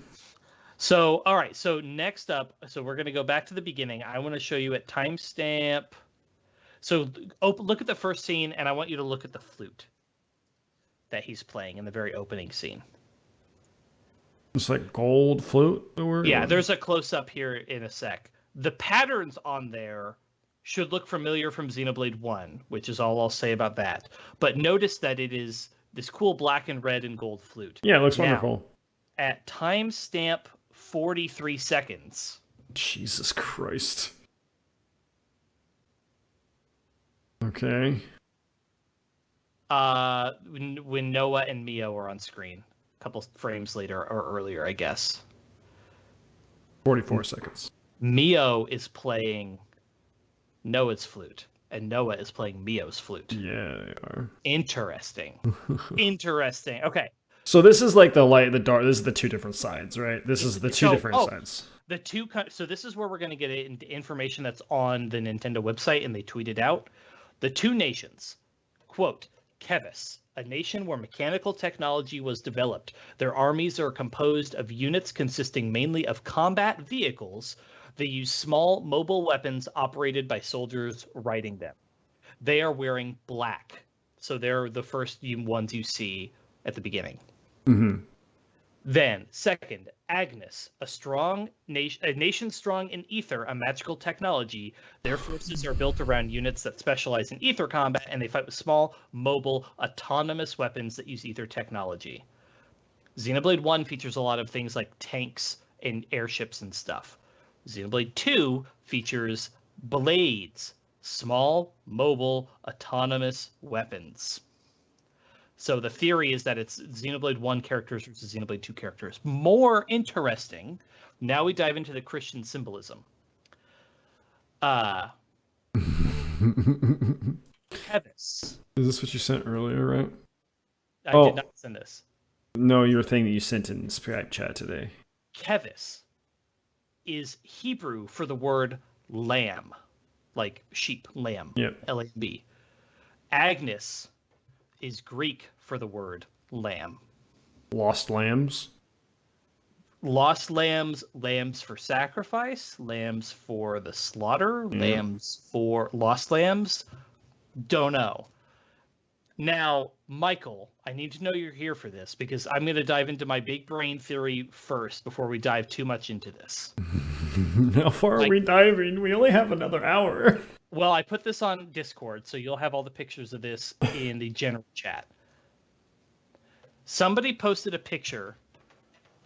Michael, I need to know you're here. Michael, this is big. A little bit. Okay. All right. We'll talk about other stuff for a minute. All right. Oh god, so much. Let's talk about the characters. Noah. Are they all on Xenoblade's website? The art that I've seen. Here's a Reddit post for you. I can't seem to find this art on any of the websites, so I don't know where people are pulling it from. I just DM'd it to you. I do not know where people are finding this art because I can't find it anywhere. Oh, maybe is it that page? That's a different page than I've seen. But I just DM'd you a Reddit post with an album of all 6 of them. So this is the 6 known main characters. So Noah, Mio. How do you know their names? Because it's on the game page on this page. They use different art. But they have all the names. But they don't have this like really high quality character art. But it does have all the character names. Oh, okay. So Noah I'll go back. is our male protagonist. Shulk, got it. Shulk Pyrosword. Come on now. Well, it's the Monado in Xenoblade 1 is red too. And it has a glowy center. There you go. It looks a lot like the replica Monado from Xenoblade Future Connected, which you would see, but like complicated. But yes, that seems to be a Xenoblade 1 thing, not a Xenoblade 2 thing. This is definitely a Xenoblade 2 thing. Mio, definitely Xenoblade 2. She's a flesh eater, maybe for some reason, but we don't know why. She is a flesh eater. So like that's weird. And then next is Uni. So by the way, Noah is from Kevis. Cute. Mio is from Agnes. Cute. Uni is from Kevis. She is a race called the Hyentia. She's technically only half Hyentia. Super cute. You'll get into that with Xenoblade 1. She is quoted as being a healer for her allies. And if you go back, if you remember, I told you the healer from Xenoblade 1 uses guns. The bottom of her staff. The bottom of her staff is a gun. It's gun the top staff. of her staff is a Hyentia staff. Gun staff. Which is very, very interesting and cool. Gun staff. Next is Tyon. The boy. Tyon is, what's his quote here? A tactician who fights alongside Mio using his smarts and insights. I don't know, but he has crow, origami, magic bird shit. He's cool. He's really cool. I like his design a lot. Yes, I really like his design. Next, Gay boy. Lons. Now, Lons is an ally of Noah who wields a great sword that doubles as a shield. Cool. So, for Michael... Very cool. I thought he was Indoline from Xenoblade 2, which a lot of people thought. However, you'll notice there seems to be 2 shadings on his skin. Yeah, he's dark and light. That's not a shading or lighting thing. For Michael, you won't know what this means, but Michael, the current theory is that he is Machina, which has very interesting implications, mostly because of the main theme, which we'll get into that later. And then the last one... Oh, she's also adorable. ...is Senna, which Senna also has possible, like, that name possibly means things in other languages. Adorable. She appears to be a blade outright because she has a core crystal, and she has the ether lines running down her body. So she appears to be literally... And Brigid hair. And Brigid fire hair, which is just really interesting because how could that even be a thing that exists? How would that even work? All right, so we can go back here. So we have this. But yeah, as you can see... Michael, so go to the first picture. Somebody posted on Reddit just all of the characters from Xenoblade 1, or from Xenoblade 3. They said, wow, the color design on these characters sure is interesting. And I realized that if you sort them if you sort the characters, like there's a red, an orange, a yellow, a green, a blue-ish, and a indigo, like basically it's colors of the rainbow. Red, orange, yellow. Her rings are yellow. Yeah, okay. And then Green. the rings you see, and then green, and then like bluish green, and then like bluish green. purple, rainbow. But then, so here's the thing, Michael. Number one, if it's a rainbow, where's purple? But then number two, the symbolism. There's always been Christian symbolism in Xenoblade games, in Xenosaga and Xenogears. The flood that Noah was on the ark for was ended by God sending a rainbow.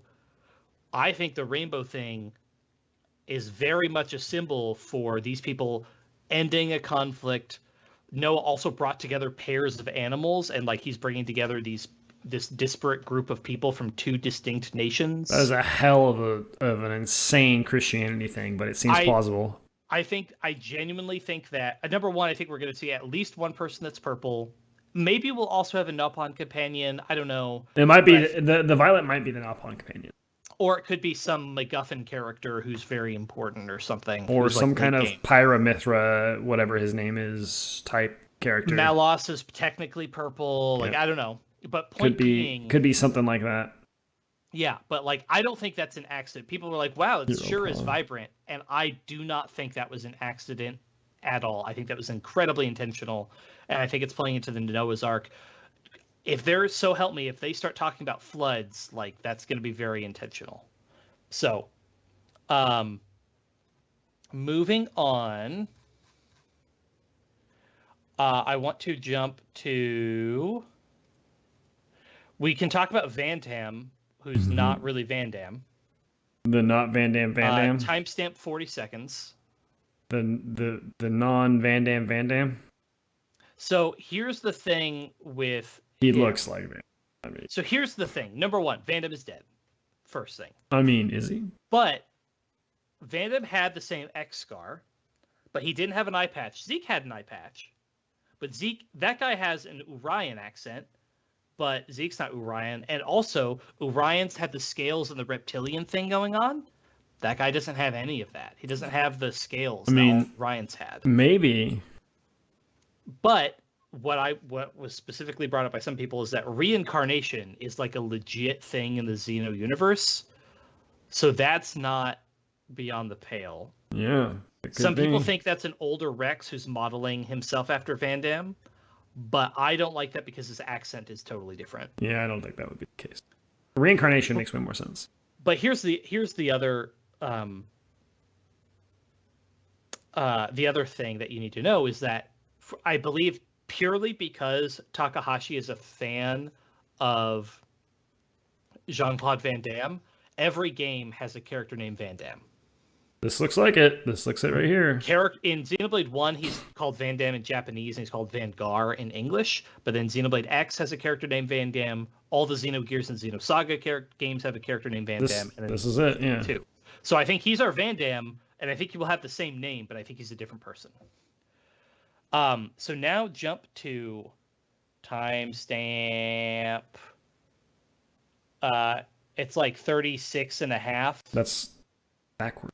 You will see, or no, 35. You'll see a close-up of Zeke's or of Lanz's face, and if you look at his chin, right there, that crystal. Well, the pattern. Now jump ahead to the final shot with the 3. What? Like 158 or so. Oh, it's right here. It's the same pattern. That pattern is also present on Uni's like upper chest on one side, and it is also present on somebody else that we see. It's on, I believe it's on Noah's wrist or Mio's wrist. You can see it in I think the character art that we were looking at before. It's not on his wrist because his wrists are right there. Might be able to see her here in a second. I know. I'm assuming this right here is the beginning of the game. Yeah, I assume that's laying out the story. But yeah, that same pattern appears on multiple characters from both nations. She has flowers on her wrist, it looks like. Somebody, I can't remember who it is. I thought it was Noah, but I could be wrong. But yeah, it appears on somebody's wrist, which I think is really interesting. So I'm very curious what that pattern symbolizes. Just in general. Wait. Right there on his hand. Yes, yeah, that's the shot. Yep. So what is that, and why is it on everybody's body? It's on the one character. The other ones have flesh eater cores or cores, and the other ones have the thing on their hand or on their. That one had it too. Yep. So there are some questions here about that. So it's right there. Like so what? Yeah. Why does everybody have this? This country has this thing, and the other one either has a core crystal or a flesh eater. I know for a fact that they found it on somebody from the other country. Where? Either Mio or I mean, not Tyon, because you don't see enough of this. That's on her too. It's on her as well. Yep, it's on her chest. It's on her chest. You can't see his core, I'm assuming. I don't know if he has a core. I don't know what his deal is. I'm telling you, he's covering up a core. I think we're finding out some shit right here, buddy. Let's see. Where is Anel's analysis video? Because he walks through all of these, but he specifically found it on at least one person from the other country. Unless they're posing to be from that country. They're one of the party members. Sorry, watching an ad. Oh my gosh. Ad 1 of 2. The Nopons don't look like they have one. No, the Nopon look really interesting, and I can't tell what's up with that. I can't find anything on them. There's only that one shot. We just don't know. And that is absolutely Nia. You cannot change my mind. And the first character, like I said, the first character is also definitely somebody. What is this? Oh, okay, gotcha. It's a trailer. Where they go into a lot of stuff. Interesting. Where's this shot? I Man, know it's. There's so much, and it's cool. And I want to see battle gameplay. I want to see stuff like that. I do want to see what the battle looks like because we've seen a party of 4, which is of course itself interesting. Mm-hmm. I just think that I want a different, more improved battle system of what Xenoblade 2 had. Oh, there's also a letter almost that was published from the Takahashi, the creator. He put out a little statement, which is, I sent you, or where is it? Oh my god.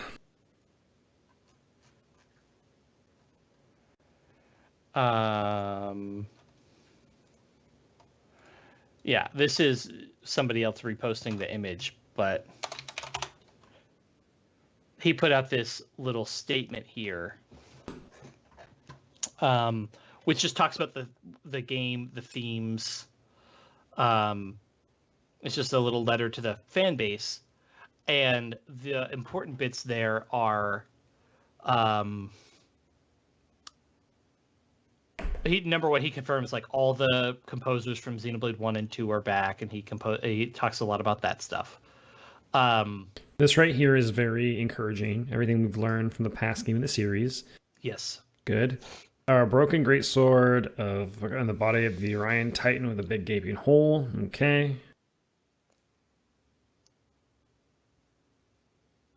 What a tease. What a cock tease. Okay.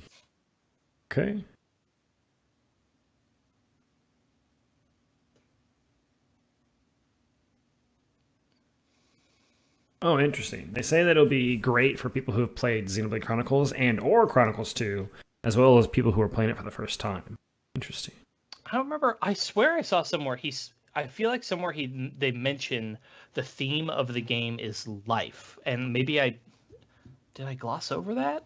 I swear I didn't.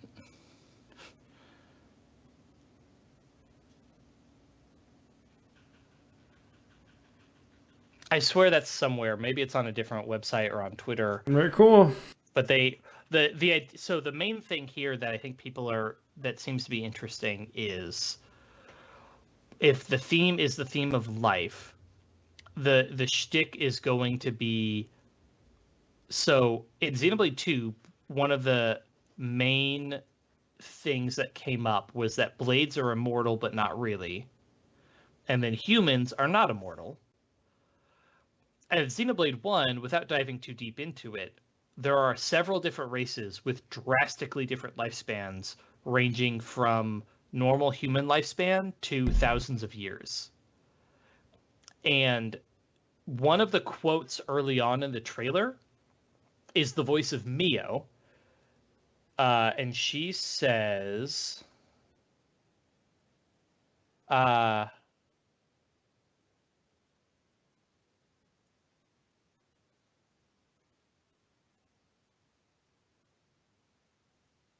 where is it?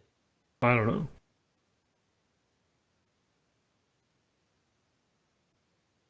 Go to 38 seconds and you'll hear the voice clip. And then just hit play. It'll come in after a second. I knew it. Refuse to believe you're him. No, I knew it. you'll I hear saw this Mio's coming. voice. You're not enemies now. Fine for you, isn't it? All that time you've got. You could try to move forwards again. Fine for you, isn't it?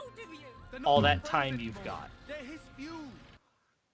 Hinting at this idea between these like vastly different lifespans. Yeah. Pierced by great. There's some other quotes here too. There's a quote of, "You're not his friends anymore, you're just his fuel." Which that, without getting into it, Xenoblade 1 vibes. What would possess you to side with them? We're fighting because there are enemies to kill. I refuse to believe you're him. I knew it. I saw this coming. You're not enemies now. Fine for you, isn't it? All that. My time pet you've theory got. is Crazy. they seem to imply that Senna is saying, "I knew this would happen. I saw this coming." Mm-hmm. I think that's literally the one thing you do know about Xenoblade 1 is its visions of the future. Yeah. I think she literally saw it coming. I think she literally had a vision of the future. That's So insane. I think that line was included very intentionally. There's so much to unpack. There's so many, the environments too, like so many of them have been familiar, but then you look at the one at like 105 or so where she's grinding on the rail, and Yeah. that area with the floating islands, but more importantly the giant machine to the left, like what is that about? Very Final Fantasy X, where they grind down the airship cord down to Bavel. Just saying. But like floating islands weren't really a thing in Xenoblade 1 until the Future Connected thing, kind of, and it's complicated. So there's just so much interesting stuff here. I want to see battle system. I want to show I me do too. battle system. I swear they also put out somewhere that they are. Because in that Takahashi statement, he says we are currently making the final adjustments. Game's done. I'm assuming it's going into polish, right? Yeah. There's still work to be done for sure. I'm very sure it's going into polish. Yeah. Which is great. I think that's awesome. I think that I bet you we'll see more gameplay come June when it comes to like E3 week or video game month or whatever have you, or maybe at like Summer Game Fest or something. We'll see gameplay come June, and then it releases in September, just a couple months away from there. So I bet you we'll see some more stuff. We will absolutely be seeing some more trailers. And this is what I was saying the whole time. Monolith Soft, they don't show trailers until they're ready. They do not let that stuff come out with just a title and nothing else. It's just crazy that it's almost done. And it really was like a lot of people expected, there was rumors, there's like a lot of people expected like some kind of Xenoblade something, whether it be a game to hold everybody over, or whether it be a brand new game. And turns out, brand new fucking game it is. Well, and in addition to that, there was the whole incident where Jenna Coleman, a voice actress from Xenoblade 1, kind of slipped up that she was working on something.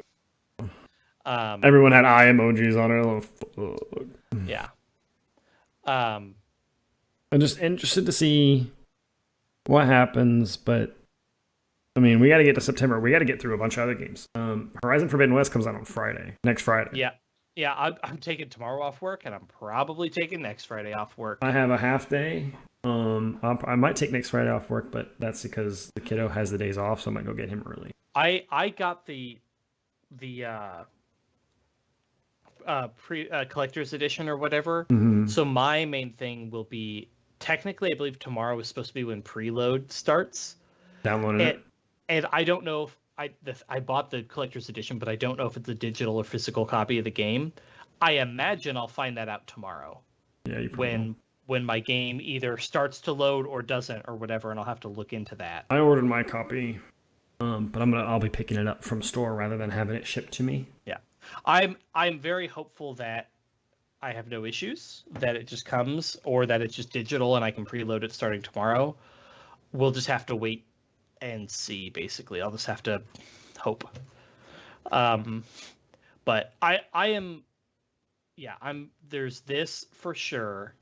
I'm going to play more Arceus because I'm having a ton of fun. I'm actually probably going to finish the story tomorrow. I got to start Arceus. Lost Ark just dropped, and I've barely been able to play it.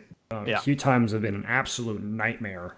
Yeah, I've heard as much. The game creators thought that early sales, because like to get into the early start, you had to buy a founder's pack, which isn't that much money. It was like $25 or whatever, and it got you some things, and it got you in early or whatever, and that's cool. You get a little title and stuff, and blah blah blah blah blah, whatever have you.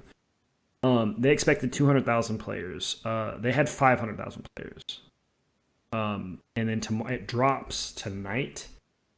For everybody, free to play, MMO type thing, drops for everyone, and they are expecting huge hits to the server because they're like, yeah, there might be a limit on some character creations initially because the servers are going to get overloaded if we don't.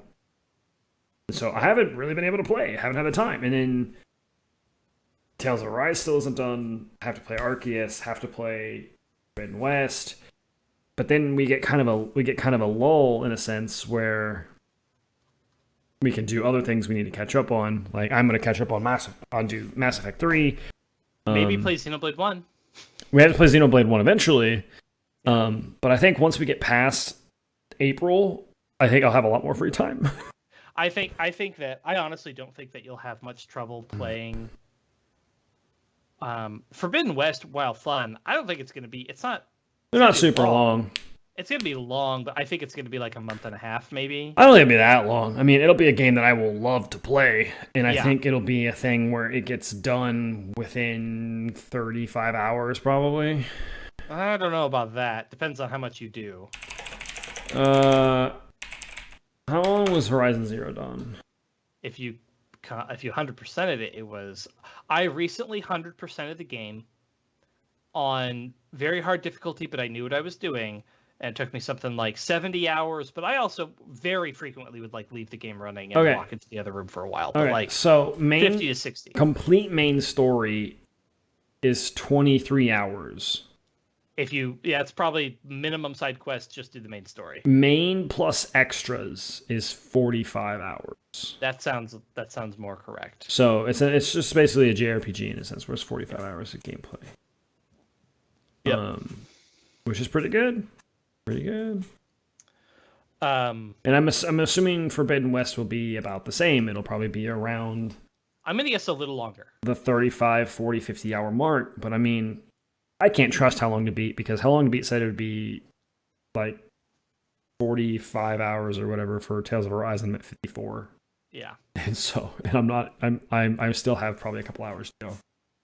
And I will say, I don't think Mass Effect 3 will be interesting. It's decently long, but I think it's a little bit better about guiding you from content to content, and there's a lot less aimless wandering. You just are like, you always have 10 things to do in your journal or whatever, so you can just like go do them all. So hopefully that game will also be more more streamlined, along with just making Master Duel content, because the game is so fun. I love Yu-Gi-Oh! It's such a fun game. Xenoblade 1 is long, and you definitely, much like Xenoblade 2, to a more extent, you have to do more side content, but side content in Xenoblade 1 is a lot more streamlined. It's just like in Xenoblade 2, it felt like every side quest was kind of involved. Oh god, and Rune Factory 5 is March 22nd. Yeah. In Xenoblade 2, there were all these quests, but they were like kind of vague, and they were like long, and they involved talking to a lot of NPCs. Xenoblade 1 is like, one dude has 4 quests for you. All of them are just like, kill X number of Y monster. Go grab them all. And so like, you can just sort of collect every quest everywhere you go. And then go farm the next area and then turn them all in. Like basically anytime you get to a new area where the game opens up and you're a long ways off from your next objective, just wander around, grab every side quest you see, complete a bunch of them that are really easy to complete. And like, if one's really annoying or you're not interested in doing it, you can skip a few. Like, you do not need to do them all. The only main thing is there are a few specific side quests which are not indicated at all, which have sort of invisible criteria that can get you some cool stuff. But without getting too into it, Grab all side quests, kill everything you see. yeah, it's basically, the thing is, Xenoblade 1 will be, you have literally 40 side quests to go pick up, but then you will walk into the next field and like half of the monsters will have exclamation points over their head. So you just kill everything with an exclamation point. They even, thankfully, sometimes the quest will just be kill the monster. Sometimes the quest will be collect this drop, which is rare or whatever, but they will just mark every monster that can drop that drop. So you still just go find whatever has an exclamation point on it and you kill it.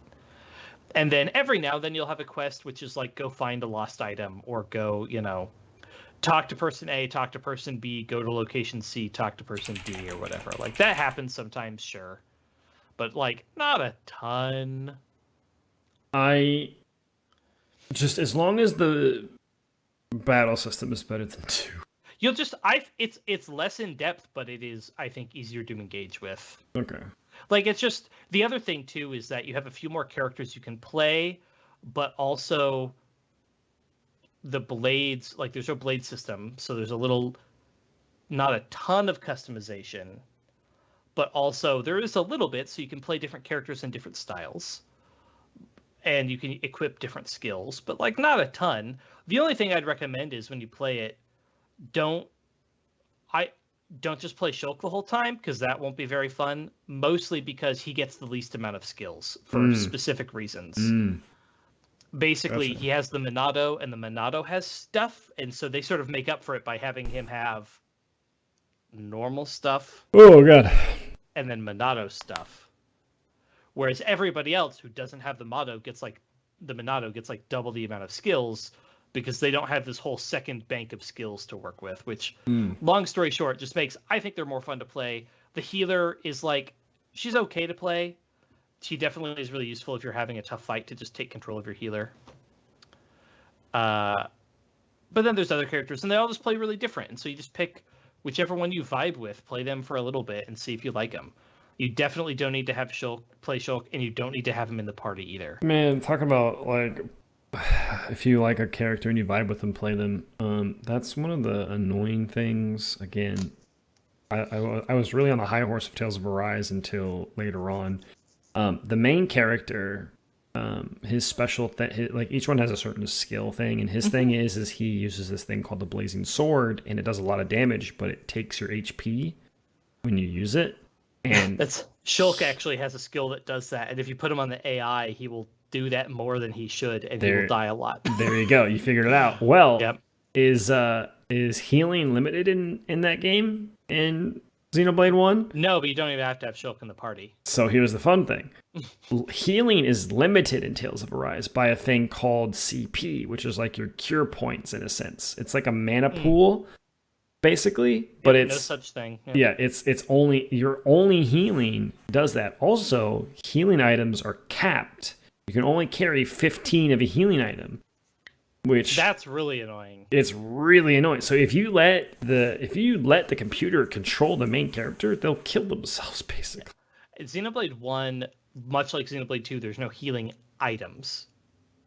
There are healing. That said, Xenoblade 2 only has a few dedicated healer skills. Like, really, they're pretty hard to come by. Yeah. Xenoblade 2, or Xenoblade 1, Shulk has a dedicated healing skill because you play as him at the beginning and he kind of needs to heal at the beginning of the game. Then there's a dedicated healer character, and then there's another character that has access to a certain amount of very mild healing. But there's a lot of regen and stuff. Like, what's interesting to me, though, is, like, there's the tank character. Yeah, just cooldowns. And the healer character has, like, 7 healing skills. So as long as you just stack all of those, you can keep everybody alive. Oh, this looks so Unless good. they get one shot. Xenoblade, but yeah, there's no sort of other cap on healing in some sort of weird, specialized way. But yeah, there's basically Shulk, who plays just like a sort of a DPS person. I say you don't need to have him in the party. There will be times where you need to have him in the party, functionally, just because the fight is definitely designed for you to use him. Then there's your tank, but if you equip him and build him right, he can be your highest DPS in the game while also being your tank. He's kind of a bruiser in that way, where if you know what you're doing, you can make him put out more damage than anybody. Then you have a dedicated healer. Then you have an evasion tank DPS character. Then you have a summoner character. Then you have a status ailment character who's all about applying statuses and damage over times. And then you have a character that's kind of a mishmash of everything with a lot of special stuff. They just can do like basically everything depending on how you build them. They can be magic, physical, tank, evasion tank, DPS, whatever. They just have everything. It just depends on how you build them. I love the cut in animation for that. It looks so good. That was part of the originals, I think. I know. It's so good. It just looks so good. Yeah. Just so much. And as I said, I am like, I don't think Nintendo is the best thing in the world, but I love this. I loved this Direct. It had something for literally everybody. It can make everybody happy. And then you had some big game announcements that we weren't expecting, and some fun gameplay to see on some other stuff that was really cool. I just think it's great. Bring me to HD Chrono Trigger, please. That's what I want. I don't feel like it's that hard to ask. Also, Salmon Run, super fun. Let's see here.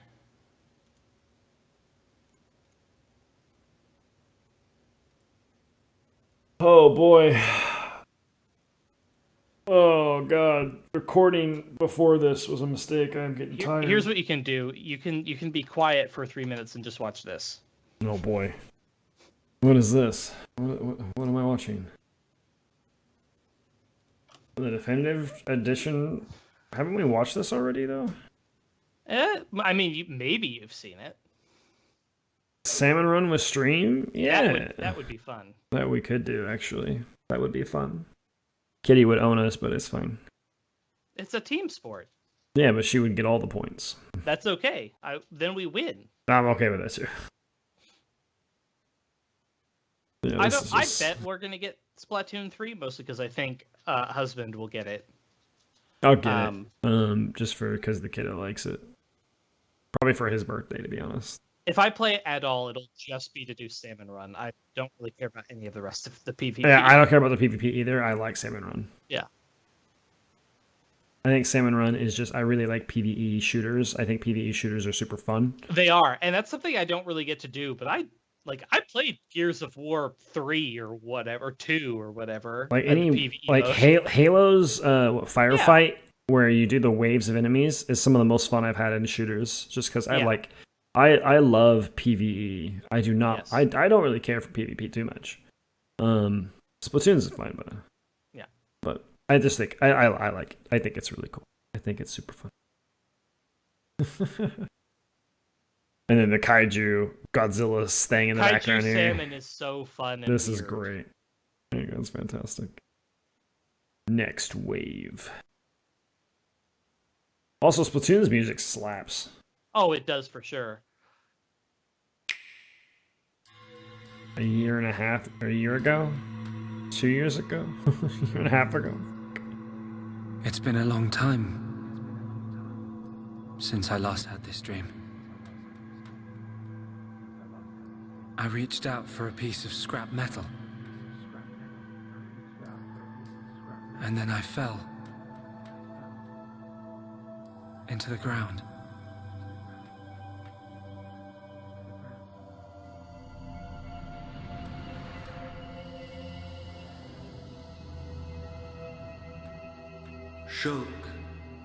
Shulk, why do you desire to change the future?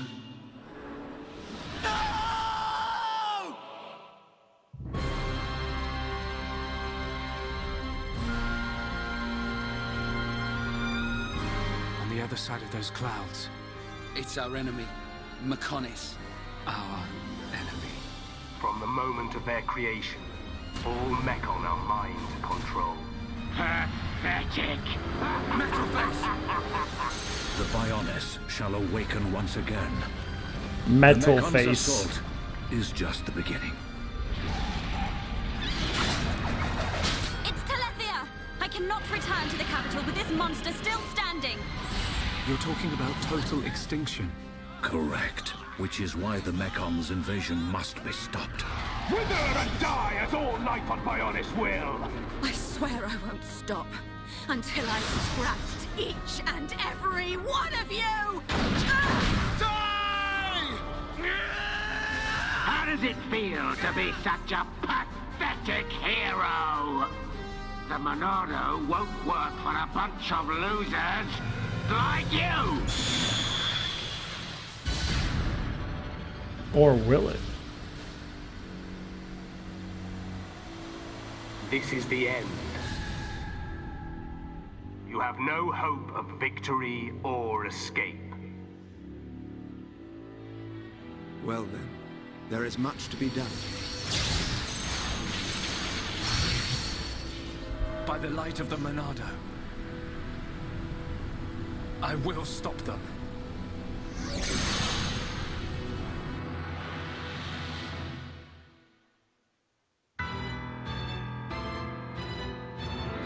Behold, the widening rift in the sky. You stand in the way of a new age dawning. It changes nothing. The future belongs to us.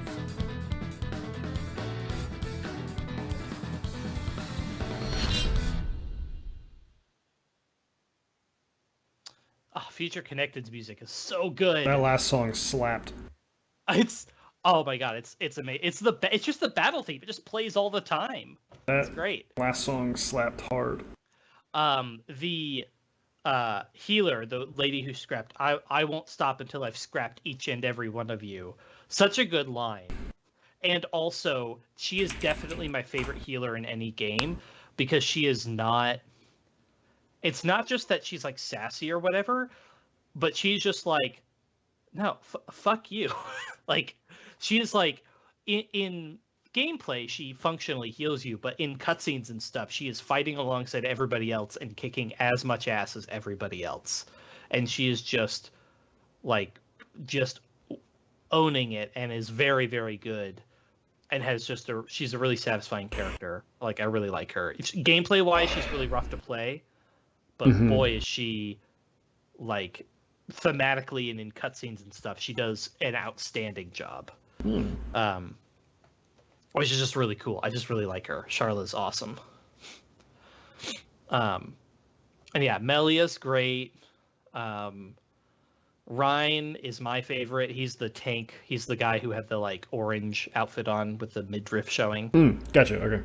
He's my favorite to play. He's the tank, but he can also be DPS if you know what you're doing. Basically, he has some skills that are basically he'll mostly sit there and tank, and then you just activate the kill everything button, and just like one shot an enemy. I like characters with a kill all button. Those are fun. He has a skill that's like double the damage of the next move.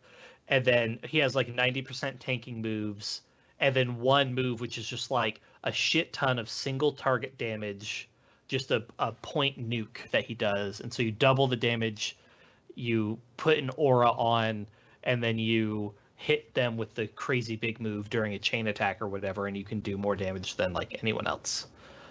But there's lots of cool little systems, lots of fun. It's just very, very cool. I don't know. It's just great. Yeah, Ryan is the best. Love him. So the real question See your strategy. Do we wrap up this episode and then you play Arceus for 20 minutes? Yeah, we can wrap up actually. I'm getting a little sleepy, but we can play some Arceus for a little bit. I'm sure Kitty would like to see me die in Arceus. You won't die very much. I've only died a couple of times, and the first time I died, I had just saved, so I just turned my game off because I didn't want to lose. You lose stuff when you die. Oh, okay. Or at least you can temporarily lose it. It can be returned to you later. It's a whole thing. But. So, thank you guys for hanging out with us. Stream, it was great. If you made it this far, thank you very much. If you're here for Yu-Gi-Oh content, I'm sorry, more Yu-Gi-Oh content will be up tomorrow. Mm-hmm. Thursday is the day we don't get Yu-Gi-Oh content. So, get ready for a bunch of awesome games coming out, because from the drought that we had, that was 2020 to 2021, that drought is over. There is so much to play. Yep. It begins starting basically next week, and the avalanche just continues. Yeah, crazy. So thank you guys again. Like the smash button, subscribe to the OnlyFans to get the Patreon, to get the Fansy. I don't even know what that one is. I think that's what it's called. I can't remember. Anyway, we'll see you later. See you next week. Same time, same place, same Joe. For actual Zelda content. Actual Zelda content. That we are close to beating. Yeah, we're getting there. Bye. Wasn't Animal Crossing 2019? No, it was beginning 2020. It was beginning 2020. Okay, bye now. Bye.